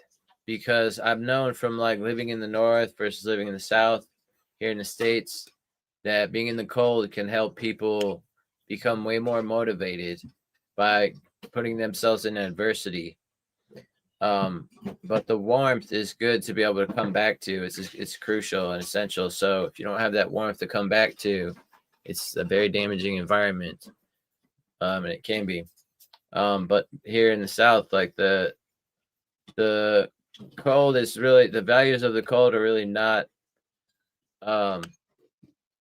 really pushed upon the people because it's pretty mild. So they don't really see too much of a gain in motivation from the cold as much as they do in the north, where they really have to be motivated to survive.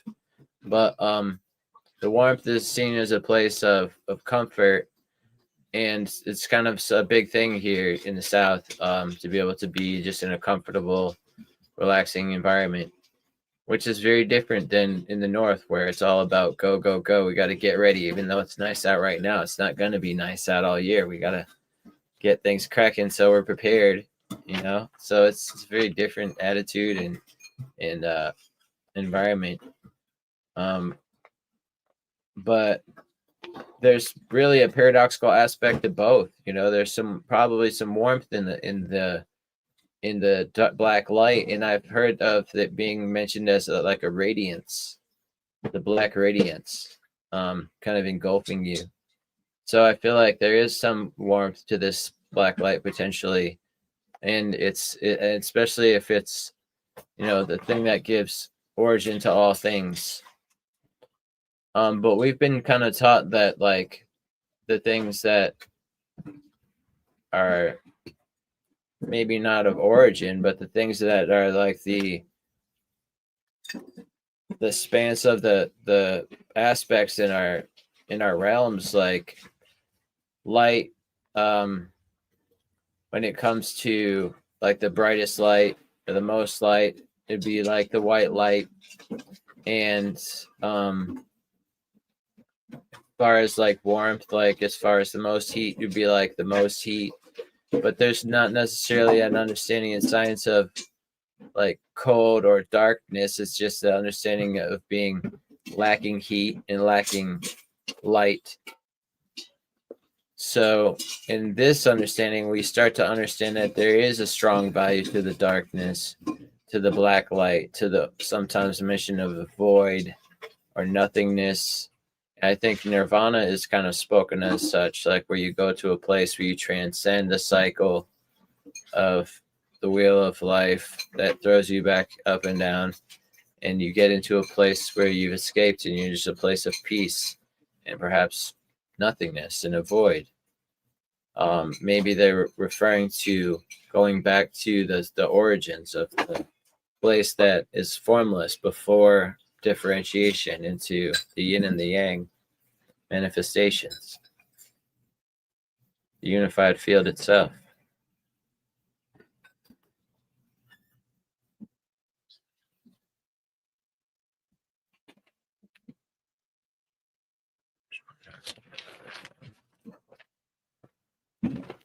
It was asked earlier, who goes into the darkness? It's like a place that's supposed to be feared. But I feel like there's like three primary types of individuals that would be drawn towards the darkness. We have like the spirit warrior would be drawn towards the darkness, in the sense that they want to carry the torch of light and healing into the darkness. And so like we see that in a lot of like these exorcism literature and films, that like the priests come in and bring the light into the darkness. They're bringing scripture of salvation and healing and goodness, which really drives the darkness away and kind of like makes it helpless in the face of the light.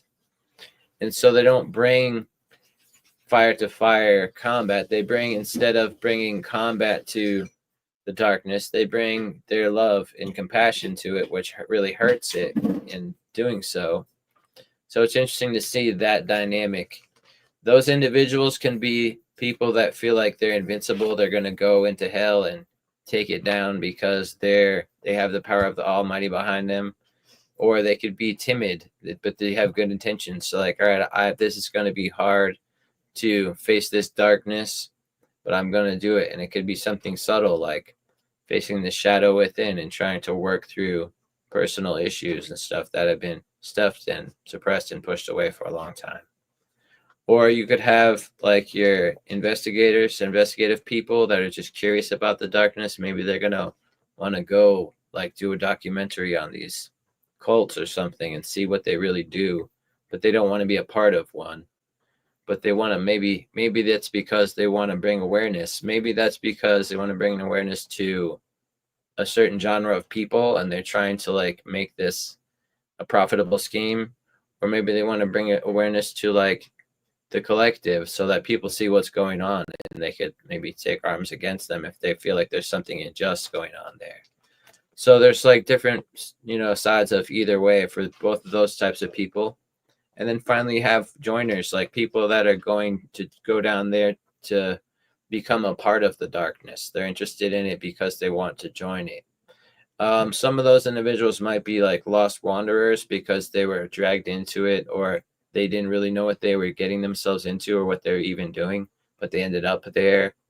So those kind of individuals too, I put in that category as well. But those are like three types of people that would be drawn towards the darkness for different values in different reasons, but all drawn to the same place, potentially. Yeah, that's rather interesting.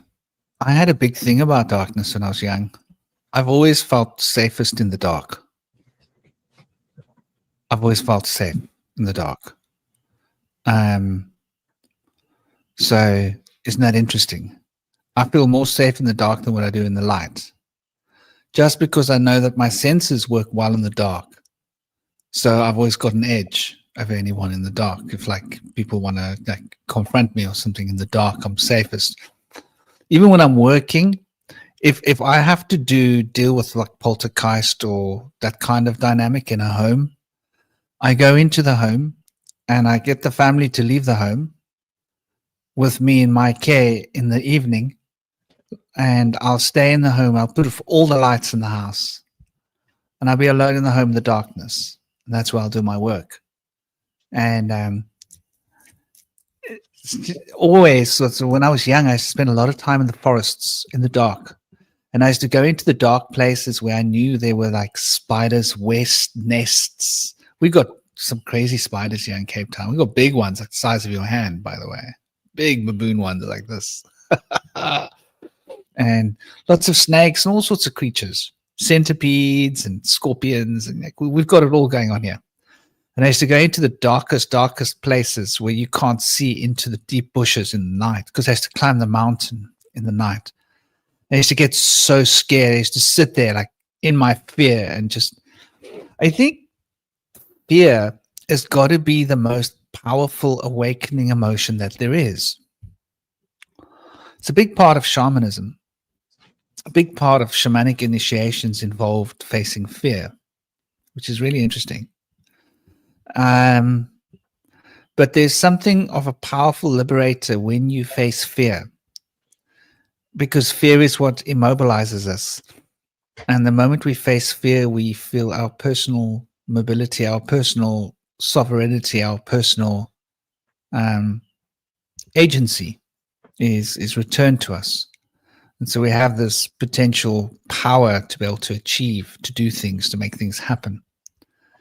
And I think, this is like a really interesting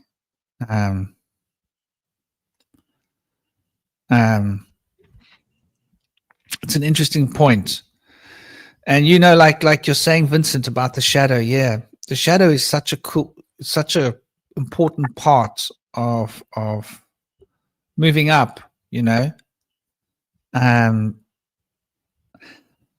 This brings me to this point about this black light. One of the things in the Sufi tradition that I remember them saying is that if you're not ready and you enter into the black light, you will become insane. Okay. So we talk about all these sociopaths and narcissists who are, we could use other words like Illuminati or, the Sith, or like I like to call them the Sith, the Sith Lords. And just to sort of get an understanding and some traction of what we're talking about, these are individuals that have possibly entered into the dark light and it ruptures your soul. If you haven't done the necessary shadow work and you enter into a zone where you are tuning into that unmanifest form of light, the idea is that it will create insanity in you and you will lose your soul. You'll become completely lost. And that's what we seem to observe has happened to many of these A-lister, important, powerful people that rule the world. It does seem like there's this notion of narcissistic sociopathy, psychopathy at work within these people. We talk about things like adrenochrome or,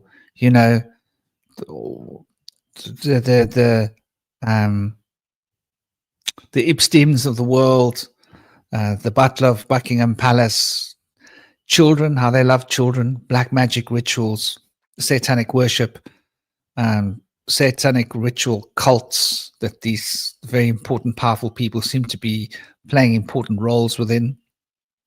And so when we consider this all like quite openly and clearly, it seems like these are people that have had a soul-rupturing experience. And could it be that the black light is being used?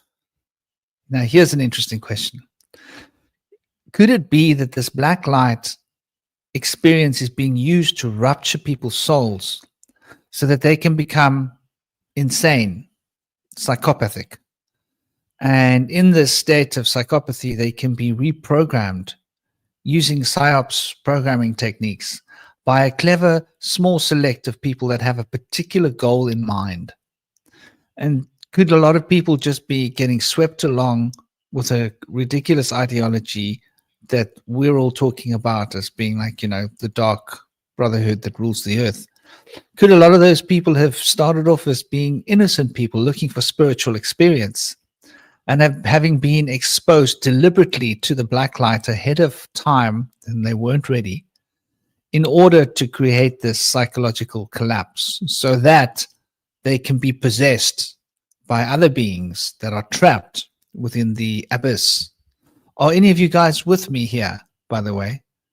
indie or cosmic. What do you guys think of this as an idea if you guys are present? Run it by me again. The idea that this dark light causes insanity and a complete spiritual psychological collapse if you're exposed to it when you're not ready for it. And that could there be a cabal of people that are using this as an initiation technique in order to create psychopathy, because psychopathy and psychological collapse and narcissism and sociopathy could be a reaction to being exposed to the dark light prematurely without having built the correct grounding. In order to be able to experience this and for it to be a productive experience, one has to have a grounded experience of it.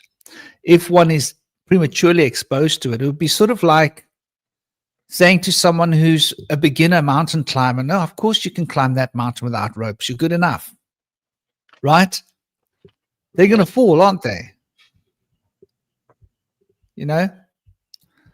So could this be deliberately part of a PSYOPs campaign by a small cabal of black magicians that are trying to get other people in positions of power and control to be able to achieve their goals in order to get beings that are trapped within the eighth sphere or the abyss to be able to have hosts that they can use as vehicles?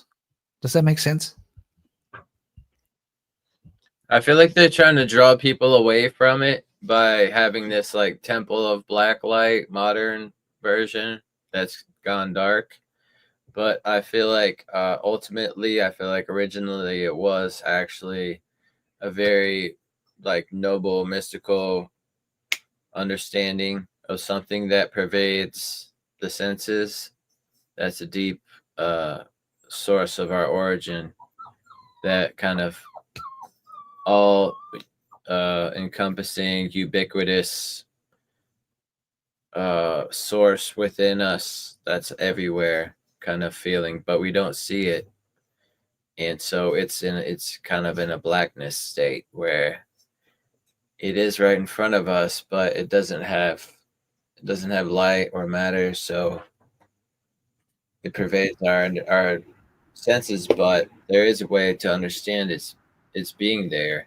It's kind of in a lot of ways like, I guess, trying to learn that there's air. Like we see smoke and we feel wind, but to know that there's air when there's like an empty space and there's nothing to see or feel, it's a conceptual thing to like realize, like to really understand that. Because I think like a lot of people that don't follow westernization and doctrination wouldn't really necessarily always come to the same conclusion that there is air. And we see that, I guess, in the Chinese elements, right? Is that right? Or did they not have earth? You know, I think they have like wood. Did they actually? I'm not sure. Forget. I think it was air. Yeah, I think they have like wood and steel instead of earth. I recall. But back to Franklin's comment. I personally am of the belief that I think people are born psychopaths. I don't think it's necessarily something you make them. But what I will say to your black light comment, I think that there's a certain level, because when it comes to people who are psychopaths, not all of them are explicitly malevolent. Some are just kind of very selfish and but they're not all serial killers. But perhaps maybe what this does is it unleashes a darker potential within these psychopathic types, because you have to understand when it comes to spirituality, I think, you know, when we're in a community like this and a lot of the people have kind of the same mind work where you're coming into, you know, it's all about love and light and coming together. Some people are not into the occult for that reason at all, like just not even close. Like power is the only game that's interested. There is no love. There's no kindness. Power is all that matters. Dominating people is all that matters. And that's kind of the ethos that these people follow. So when you think about people who are inducing these kinds of states, you have to understand that it's coming from that context. It's not, I guess it's like they're using these occult principles that you're talking about, but they have different goals in mind, in which they use them. Because like it's like you think about a sword, for example.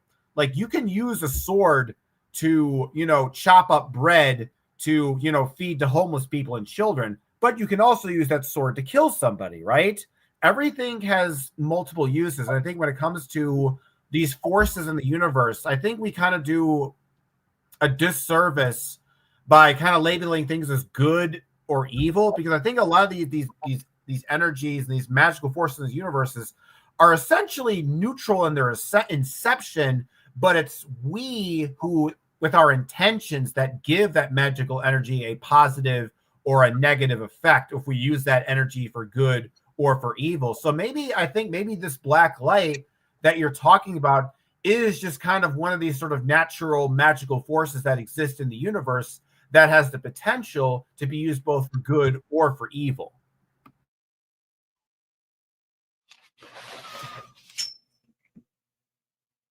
Yeah. I wanted to go over some of the info I got on the Temple of the Black Light, in the sense that they wanted to use it for evil. And we're going to go through this to see, like, is it really for evil, or has it been like demonized by onlookers? And so we're going to go through some of the principles. It's considered to be anti-cosmic chaosophy, which kind of opposes the cosmos, the idea of order from matter. And it's considered to be, the Temple of Black Light is considered to be unbound, pan-dimensional, and acausal. So it's like transcends the beginning, and it doesn't have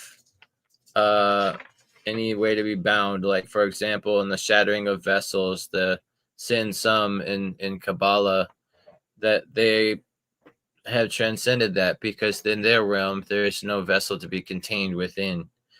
And so, like, their mirror of the Ein Sof is Sitra Ahra, who is like the daughter of Lilith, and she's like a faceless goddess, able to assume any form. But her daughter Nama is the initiatrix of the Hamitic mysteries, and so she has a visible face of like Ama Lilith. She represents like the Lilith archetype, and her aspects are weaving and seduction, and she's like the guardian of the earth gates to the night side. But her magic works in sexual magic and blood rituals. And they see like hypnosis and direct connection to the divine as like their method of being able to contact their deities. And so like Lucifer is considered to be a bearer of light, wisdom, and imagination, but is also associated with gnosis, because it's kind of like they're becoming the shadow of gnosis in a lot of ways. They mention a lot of the aspects of the Kabbalah and the Gnostic movement, and they're showing that they're the mirror aspect. And when you see that tree that's kind of opposite of the Kabbalah Sephirothic path of life, where it has the hangman and the snake, that's I think the tree of the Temple of the Black Light, where it has the temple of the tree of death, I guess it would be. But as I mentioned earlier, their end goal is like the fullness of the wrathful chaos, which I guess they're just imbuing and embracing change, constant change of things, and destruction of things, which is very kind of foreign to the way that the collective has been like shown to see things and value things. But they show Satan as being the accuser, which kind of does tie back to like the etymology of the name, the accuser or the adversary. It's pretty interesting. But they say that they transcend the demiurgus realm, so they haven't been captured by that. But that's just some of the info that I have on the TOTBL, Temple of the Black. Yeah, I believe the Temple of the Black Light was actually formed by I think it was a member of like a black metal band. The whole like there's a whole big scene in the Scandinavian area of like metal music and Satanism. I think there's this one band called Gorgoroth in Norway that was like a state, not only because here in America, like we have a lot of like American bands that like claim to be Satanism, but a lot of it's just kind of for theatrics and show. It's like, you know, we're kind of spooky and scary, but over in Scandinavia, like there's one band, Gora. These people like actually burn churches, like they mean business.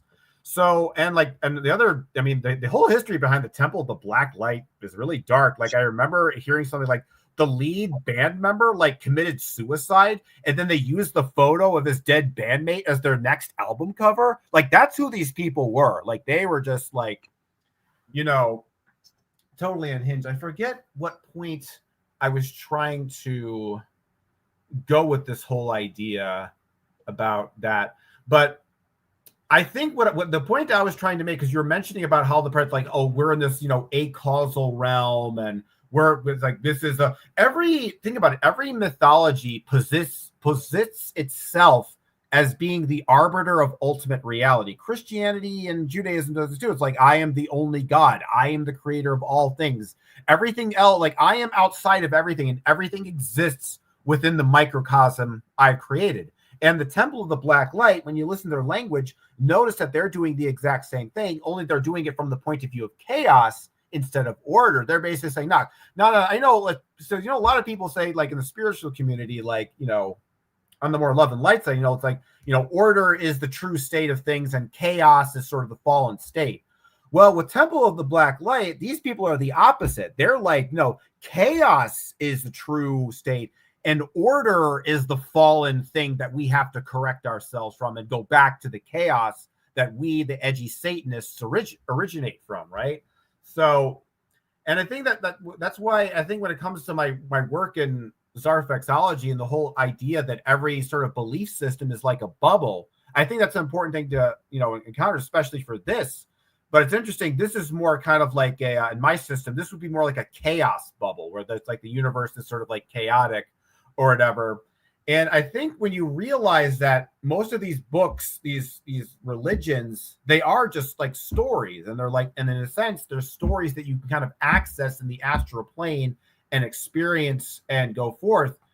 But the idea is that, you know, when you find the whatever a belief system claims is their ultimate reality, that is the edge of their dream world. That's the exit point. That's the perimeter of their universe. And when you go outside of that universe, now you're completely outside of that. And that's what a lot of these belief systems do, is they not only put us in their sort of bubble universe, but they try to make that universe so big that you don't even see the edges of the perimeter. It tricks you into thinking it's infinite and goes on forever. But once you kind of understand like the sort of the conceptual, like the sort of the false infinity that's kind of like put in front of you, you know, you can kind of see like past these paradigms.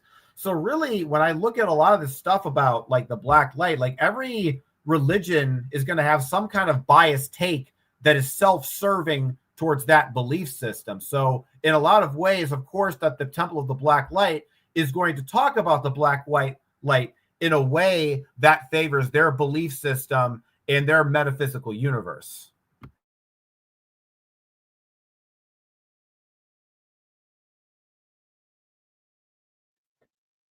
The black light is mentioned in what's considered to be qliphothic ceremonial magic, which is grimoire-based demonology, and it's referred to as qliphothic, which we spell with a Q or a K.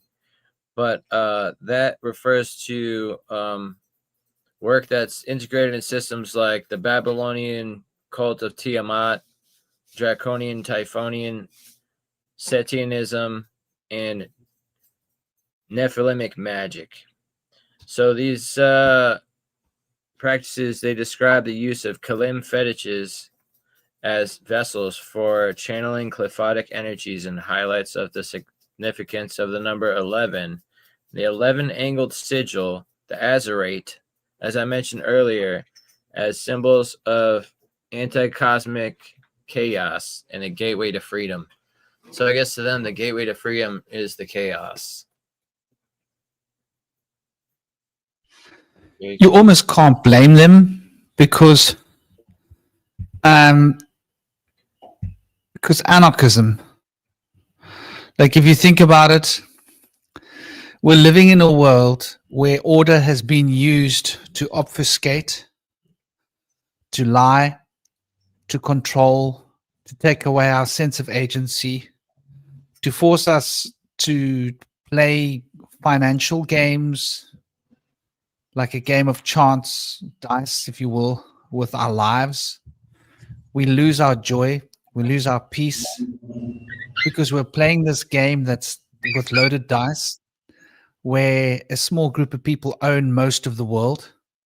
And these people get to dictate financial policies, political policies, education policies, healthcare policies.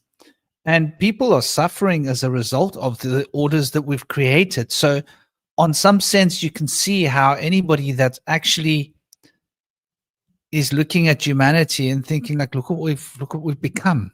This isn't right. You can't blame them for wanting a blank slate, no. And this is why I think anarchy is such a popular path for many activists, because they can see how order has been used and corrupted. And so when order is corrupted, what do? You wipe away the order and allow a new order to evolve. But that new order cannot evolve without chaos to start with. Sort of like if you got a blackboard, you got to wipe everything off the blackboard before you can start writing again. So, intention.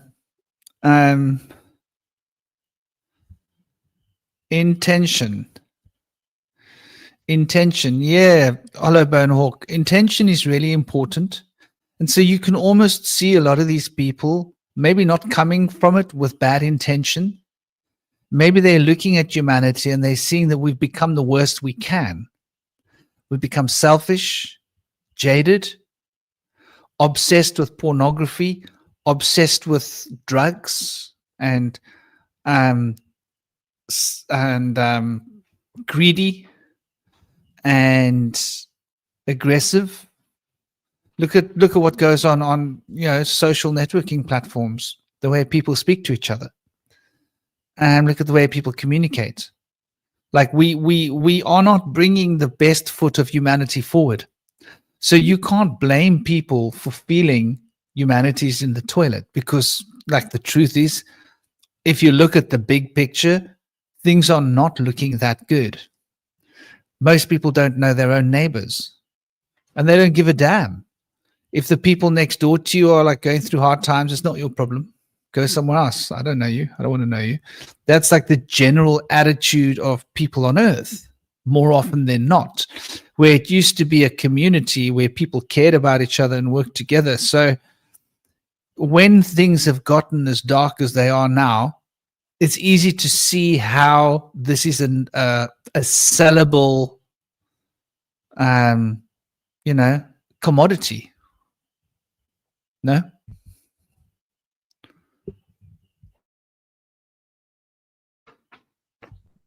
Yeah, absolutely. And like entire genres of music probably have kind of been trying to bring people into this. And, I would be kind of surprised like that they'd have like, death metal music where you could like pay to go see it at like major venues and they play it on the radio and stuff like that. But it's out there, but it seems to me more of like an underground kind of genre. And so I think a lot of bands that kind of go mainstream kind of lose fever in like genres like that. But it does expose a lot of people to it and draw them into what's really oftentimes a demonized version of occult practices, where they're drawn into doing things that are different from the pagan practices of the old times, where people understood the rule of three and the consequences of their actions, and it was more of a collective practice of healing and understanding, Whereas today it's more associated with trying to conjure up some demon or something. And so it's very sparse, moving away from its origins, I think, there, in a way that's been obfuscated in certain ways to end up like it is now. I think metal and rock and roll in general has always been a kind of a transgressive genre of music that's always about pushing cultural boundaries. But I think I kind of wanted to go back to more of the point of like people who like the death metal underground people versus the mainstream people. And I was just thinking of it now. I think the real main distinction is that underground people, they make the music that they want to make. Whereas the people on the Billboard charts, they make the music that they think people want. Now that's a very big difference from a sort of an artistic, standpoint where you're really genuinely creating something that you feel exists within yourself, as opposed to trying to mirror some kind of cultural, token that exists outside of you and trying it to sort of like repackage it to people. It's almost like when it comes to these narcissists, like when you're trying to understand the sort of the phenomenon of narcissism, it's not that they see something that we don't see. It's like when you kind of look at the studies with a lot of these narcissists and psychopaths, is that they generally lack certain sense of perception. Like they lack a certain sense of like, they don't really have as much of a sense of fear. Like, for example, like most people, when they get pulled over by a police officer, normally they'll get a little bit nervous about that. But someone who's a psychopath, they're just like completely calm, like even in just like, the face of just total like death or whatever. So, but with that also comes a lack of empathy. You understand, it's that they don't, when they see someone who's like crying on the street, they don't emotionally connect to the person. They just think, oh, this person is loud and annoying me. It's like they just see them. It's like, and in a way, it's like because they don't have a soul or a sense of self within themselves, they can't see that outward. So in other words, if you're someone who is narcissistic, you have no ability or capacity to comprehend what it's like to be not narcissistic. So you just assume everyone else is a narcissist, and then that justifies your narcissistic behavior. So, yeah, it's complicated in that way. But I think, when it comes to like art and in general, I think really the best art are the people who make the kind of art that they actually want to make and that they're actually interested in, as opposed to kind of like, just serving what the people want and what the people demand. I don't know, like some like a Barker or whatever.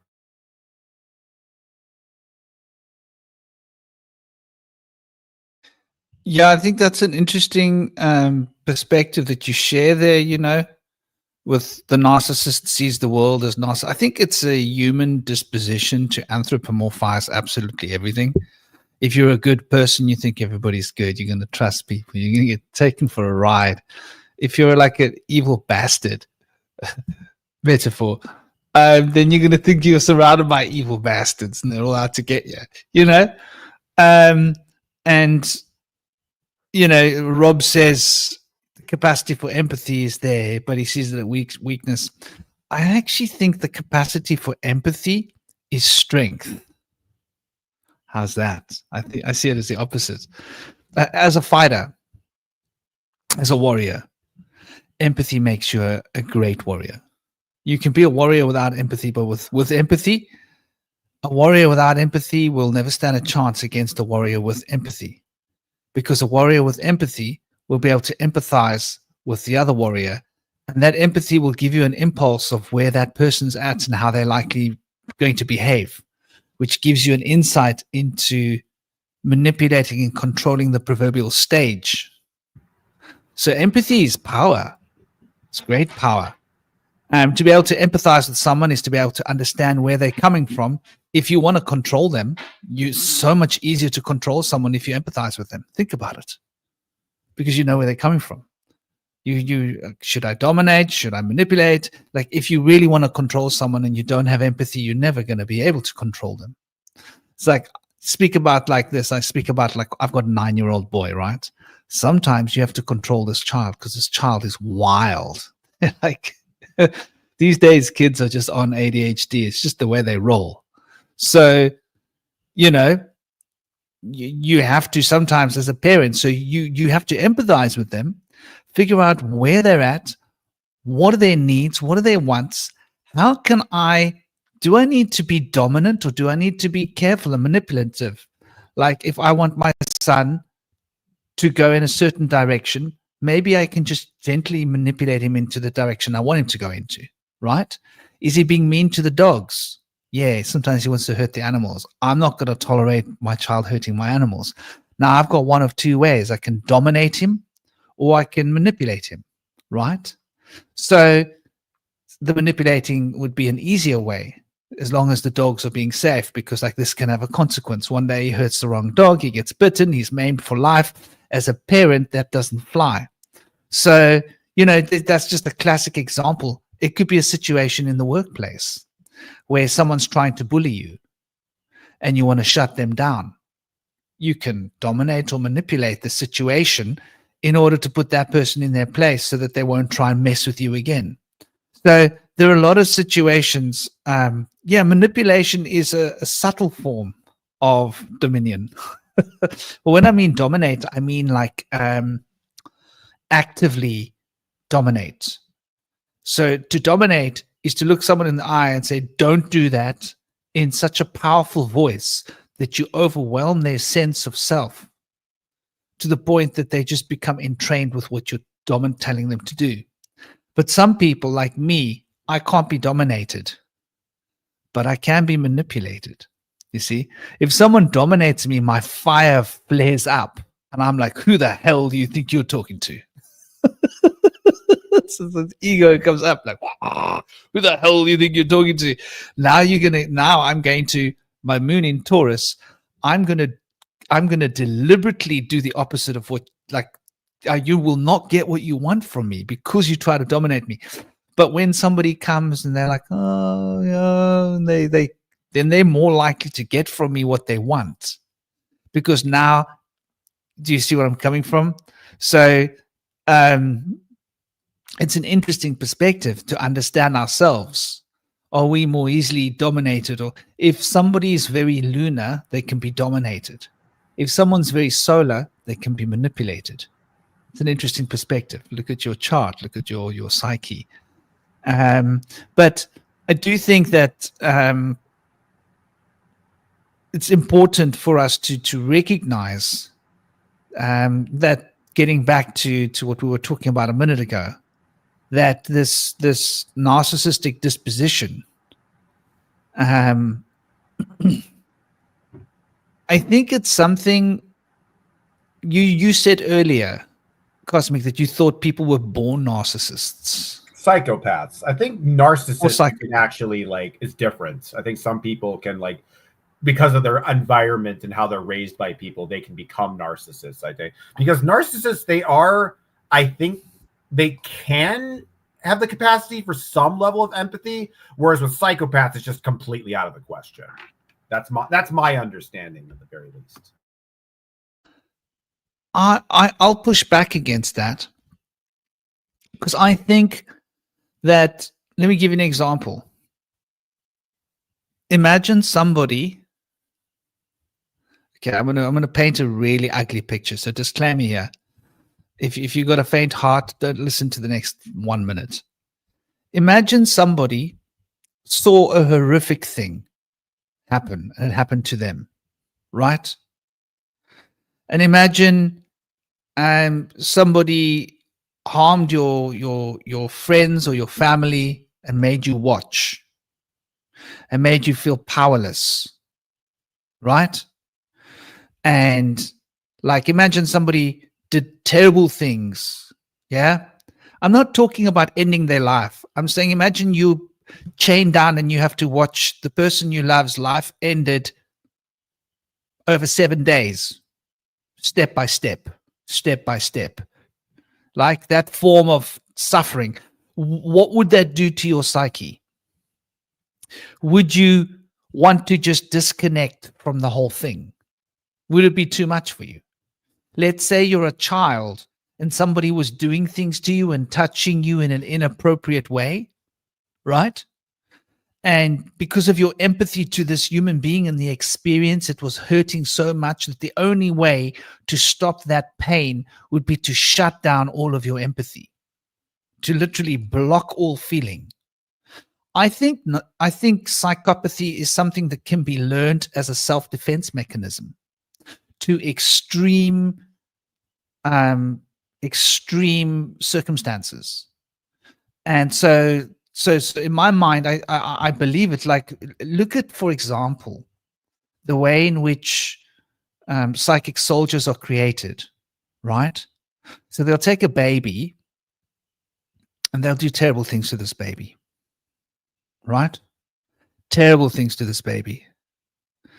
And they will turn this into a psychopathic child, where that child might not have been a psychopath to begin with, might have become a healthy child. Like in a loving family with a good mother and a good father, that child could have grown up to be a normal human being. But because that baby, with stuff done to it, they were basically drowning the child, causing harm and suffering and doing whatever. Imagine that human being growing up, and then that child with a group of children, and then like, okay, so which are you going to get to survive? There's weapons. Half of you are going to survive, half of you aren't. 5-year-old children having to make that kind of decision. Like, just imagine that kind of thing. So I think like psychopaths can be created, and I think that the world can create psychopaths. I think you can be born a psychopath, but I don't think necessarily that you would, because even somebody that's psychopathic if their birth was that, with a loving family and an environment, they might have learned empathy. I don't know. Don't you think it's possible? Well, I mean, when it comes to psychology, there's like so much debate about with psycho, because I understanding is like psychopaths are the ones who are like born that way, whereas sociopaths are the ones that are made that way based on like trauma and abuse, et cetera, et cetera. I don't really want to get into that whole can of weeds, because it's like there's really no kind of consensus on this whole psychopath, narcissist. You get 1,000 heads. I wanted to jump on something more important when you were talking about earlier that empathy requires strength. And I thought about it for a second, like, why does empathy require strength? It requires strength because empathy requires that you are able to endure the suffering of other people, that you are willing to feel other people's pain. Because, like, I admit sometimes people's suffering, it's so traumatic and so just like horrible that like you kind of just don't want to think about it, because it'll literally just kind of like just destroy you, kind of just black pill you entirely. So I think that you're right, and because like really empathy requires being able to, when someone, like when you're having a good day, you probably, everybody's had an experience like this where you're having a great day, and then somebody you care about tells you that like something really bad happened to a family member, died, they lost a job, or something really bad happened at work, and like and in a way it's like you kind of have to give up your good day to feel the empathy and pain of that person. Like you have to be the person, like, what, I'm having this great day, but I'm going to allow myself to feel miserable so that I can help this loved one feel less alone and help them deal with their situation. Whereas a narcissist is like, screw that shit. I'm having a great day. I'm not going to let myself get down because this person had a bad day. No, I'm going to stay up here in happy narcissist la la land, and they just don't want to deal with it because they're too weak inside to deal with that emotion. So I didn't, at first when you said like empathy requires strength, I wasn't really sure what you were going to, and then it's like, oh, that's what he means by that, where you got to be able to like really feel people's pain and feel people's suffering and endure it with them. Because I think what's really healing to somebody is when they're struggling with something, or whether it be an addiction, some kind of problem in life, some kind of trauma, is to be like, I've been there too. I've dealt with that. I've felt that pain. I know what that pain, feels like. Because I think empathy requires both vulnerability and strength. But I guess if you think about it, there's a strength in being able to be vulnerable and open and not letting yourself be, closed off all the time. So yeah, I just wanted to point out that I think that was like kind of the more important thing you were talking about earlier, that when you're talking about like empathy, It's that you have to be able to feel other people's sadness, feel their grief, feel their, alienation and their isolation, and like actually feel the negative feeling, because that's how you connect to people. That's how you really have an empathic connection. Because when you see someone that's sad about something, you feel sad and you connect to that person. Whereas the narcissist is like, nah, I don't want to feel sad. I don't want to feel upset. I'm having, I had this like great mocha latte, I'm out on the town. I don't want to spoil my day because my friend is depressed. Screw him. It's all about me. So that really, when it comes to the idea of empathy having strength, I'm just to reiterate everything I've already said, is the ability to endure other people's pain and suffering so that you can help them and relate to them.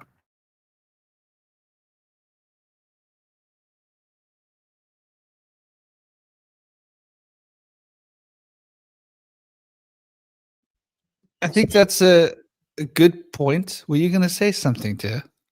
I was going to say, so in that sense, it's a lot like Franklin mentioned earlier, that one has to go through the darkness to get to the light, in some ways, and that's kind of the way of the healer, that they have to go through the darkness of their own to be able to resonate with the healing that they can do for others and understand the pain that they're going through, and show them the hope that they have to be able to overcome that since they've done it themselves. So I want to point that out there. But there's also whether we can go through into the black light to be able to reach higher stages of things here in the light realm. So it's pretty kind of vague and ambiguous in that way, but I feel like we could apply that to a lot of different practices and things.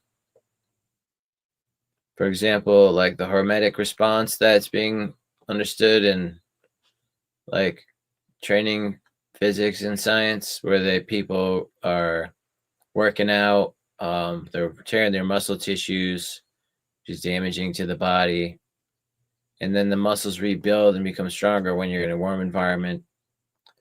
And so that's how we enhance ourselves or become stronger, is by damaging ourselves, which makes us weaker in the immediate time afterwards, after working out, make you very fatigued and weak. But the next day or a couple days later, you might feel a lot stronger. So it's interesting how there's that paradoxical dynamic where you have to go in the opposite direction of where you're really trying to get, to be able to go further in the direction you're trying to go. Yeah, man. I think there's that balance that needs to always be observed and always needs to be appreciated.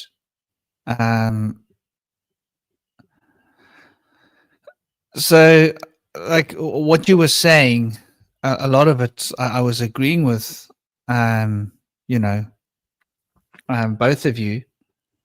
The only thing I would say would be, like, to add to that would be compassion is when you feel empathy for someone, but you're not pulled down because you want to pull them up. That's where the compassion comes in, where you can empathize with that person, you can feel what they're feeling, but that doesn't pull you down. Instead, you relate it to something in your life and you think, how did I get out of this spiral once? You think maybe I can be a source of strength to lift this person out of that. So that's like the compassion, is when you're feeling the empathy, but you're not pulled in. Rob mentioned an interesting point, differences between sympathy and empathy. I think empathy is more to do with the feelings, right? So to empathize with someone is to be able to relate to where their feelings are coming from. Sympathy, I think, is when you are feeling the effects that someone else has felt. right? I'll give you an example. Someone gets hurt and you sympathize with them. Like, oh, that was sore. Oh, feel sympathy for you. Ouch. But somebody is unhappy because they are getting the short end of a stick in a situation, be it work or whatever. Then you empathize with them, why they feel the way they feel. Like, for example, somebody walks up to you in the street and slaps you in the face, and you see this, and you see that person feels terrible, and you say, I empathize with you. It's not right. What happened to you? Someone shouldn't walk up to you in the street and slap you in the face. I completely empathize with you. I feel where you're coming from.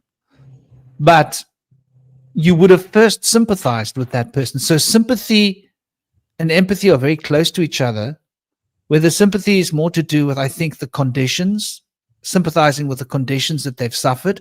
And the empathy is sort of relating to their response from the conditions, if that makes sense.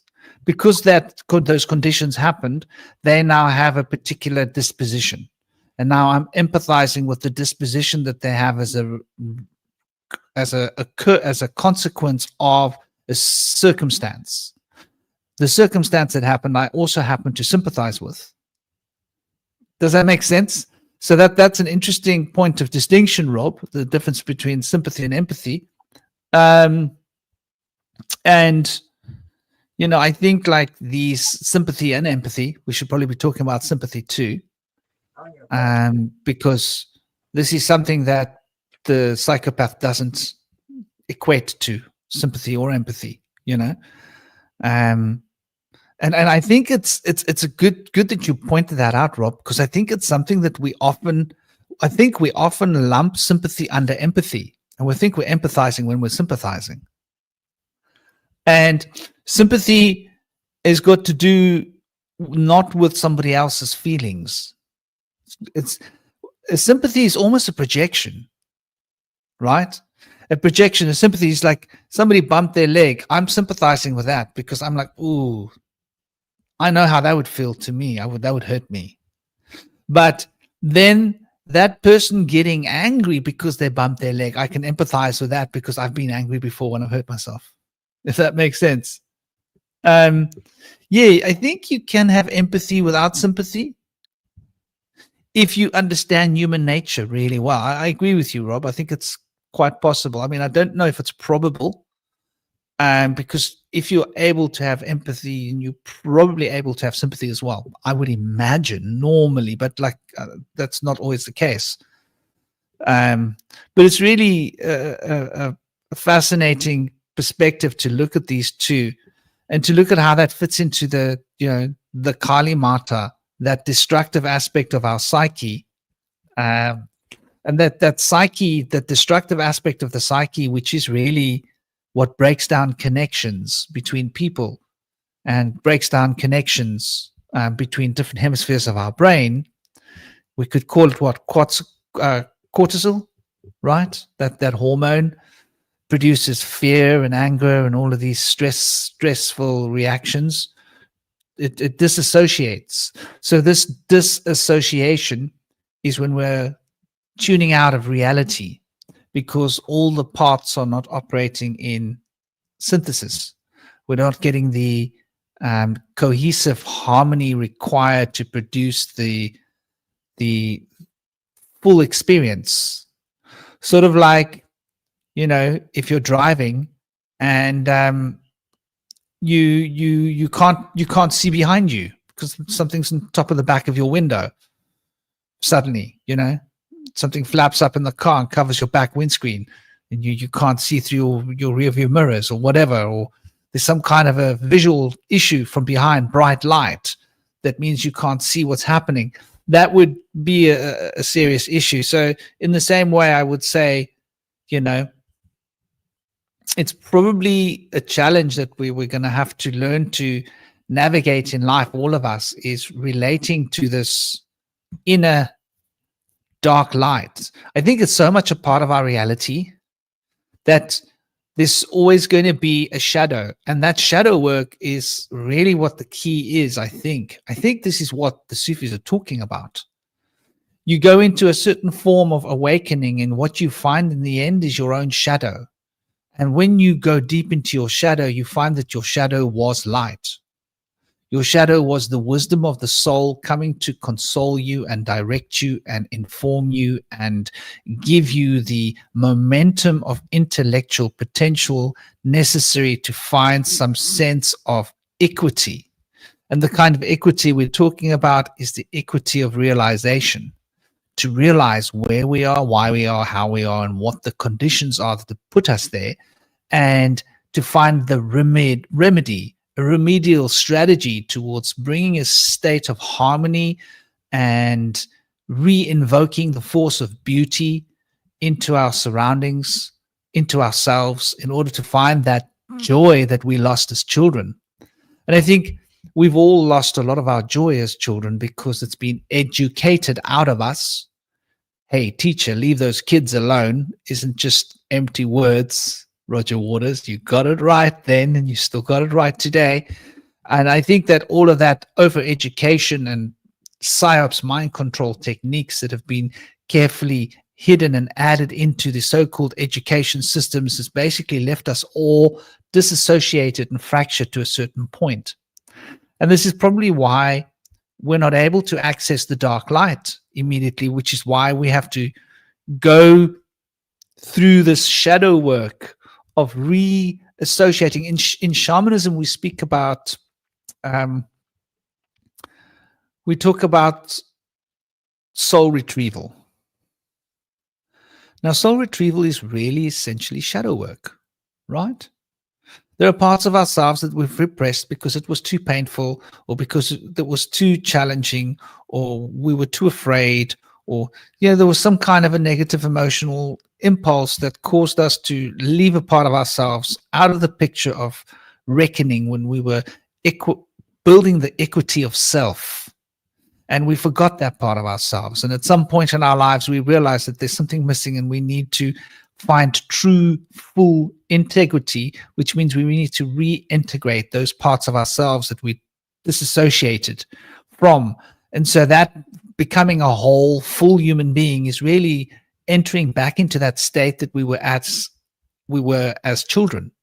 Before we were educated by our parents, schools, teachers, films, media, to these days, social networking and Google and everything else that basically rummages our brains around and reorganizes it into a chaotic structure of seeming semblance of logic, which is inanely insane. And I think this psychological insanity or this disassociation is becoming far more normalized. And we see the signs of sociopathy and narcissism in social networking platforms all the time.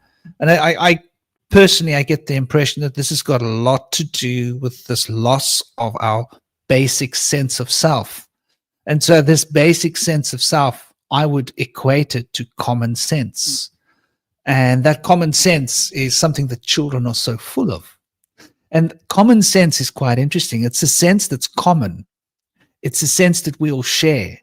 It's common to everybody. So when we look at sympathy and empathy, this is common sense, because sympathy and empathy is something that we can all relate to with each other.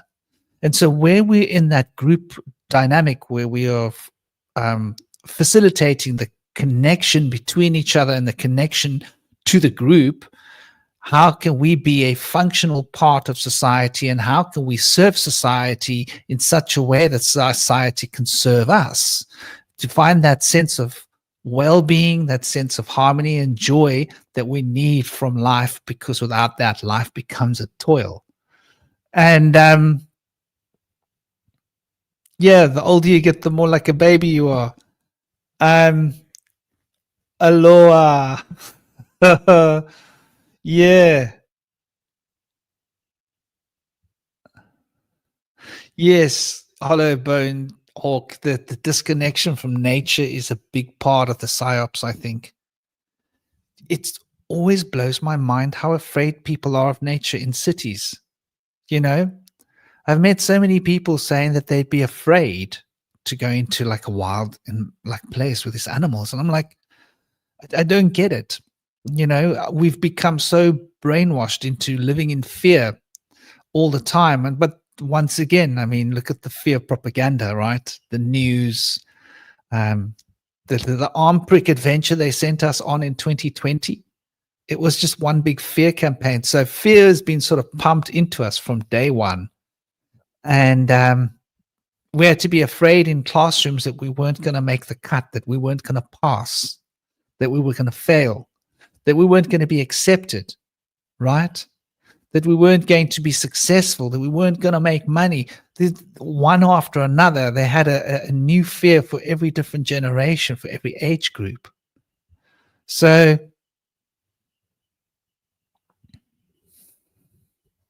you're at the water in the wooded section of the park. Nice. Nice one, Rob. Nice place to be, man.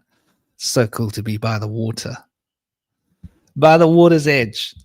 So yeah, I think I've pretty much said what I need to say. What do you guys still have that you want to say, dear Cosmic, dear Indigo?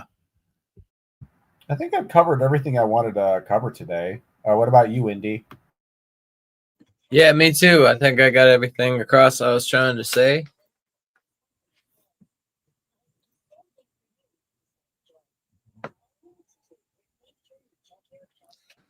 Well, all there is to say is thank you all, beautiful people.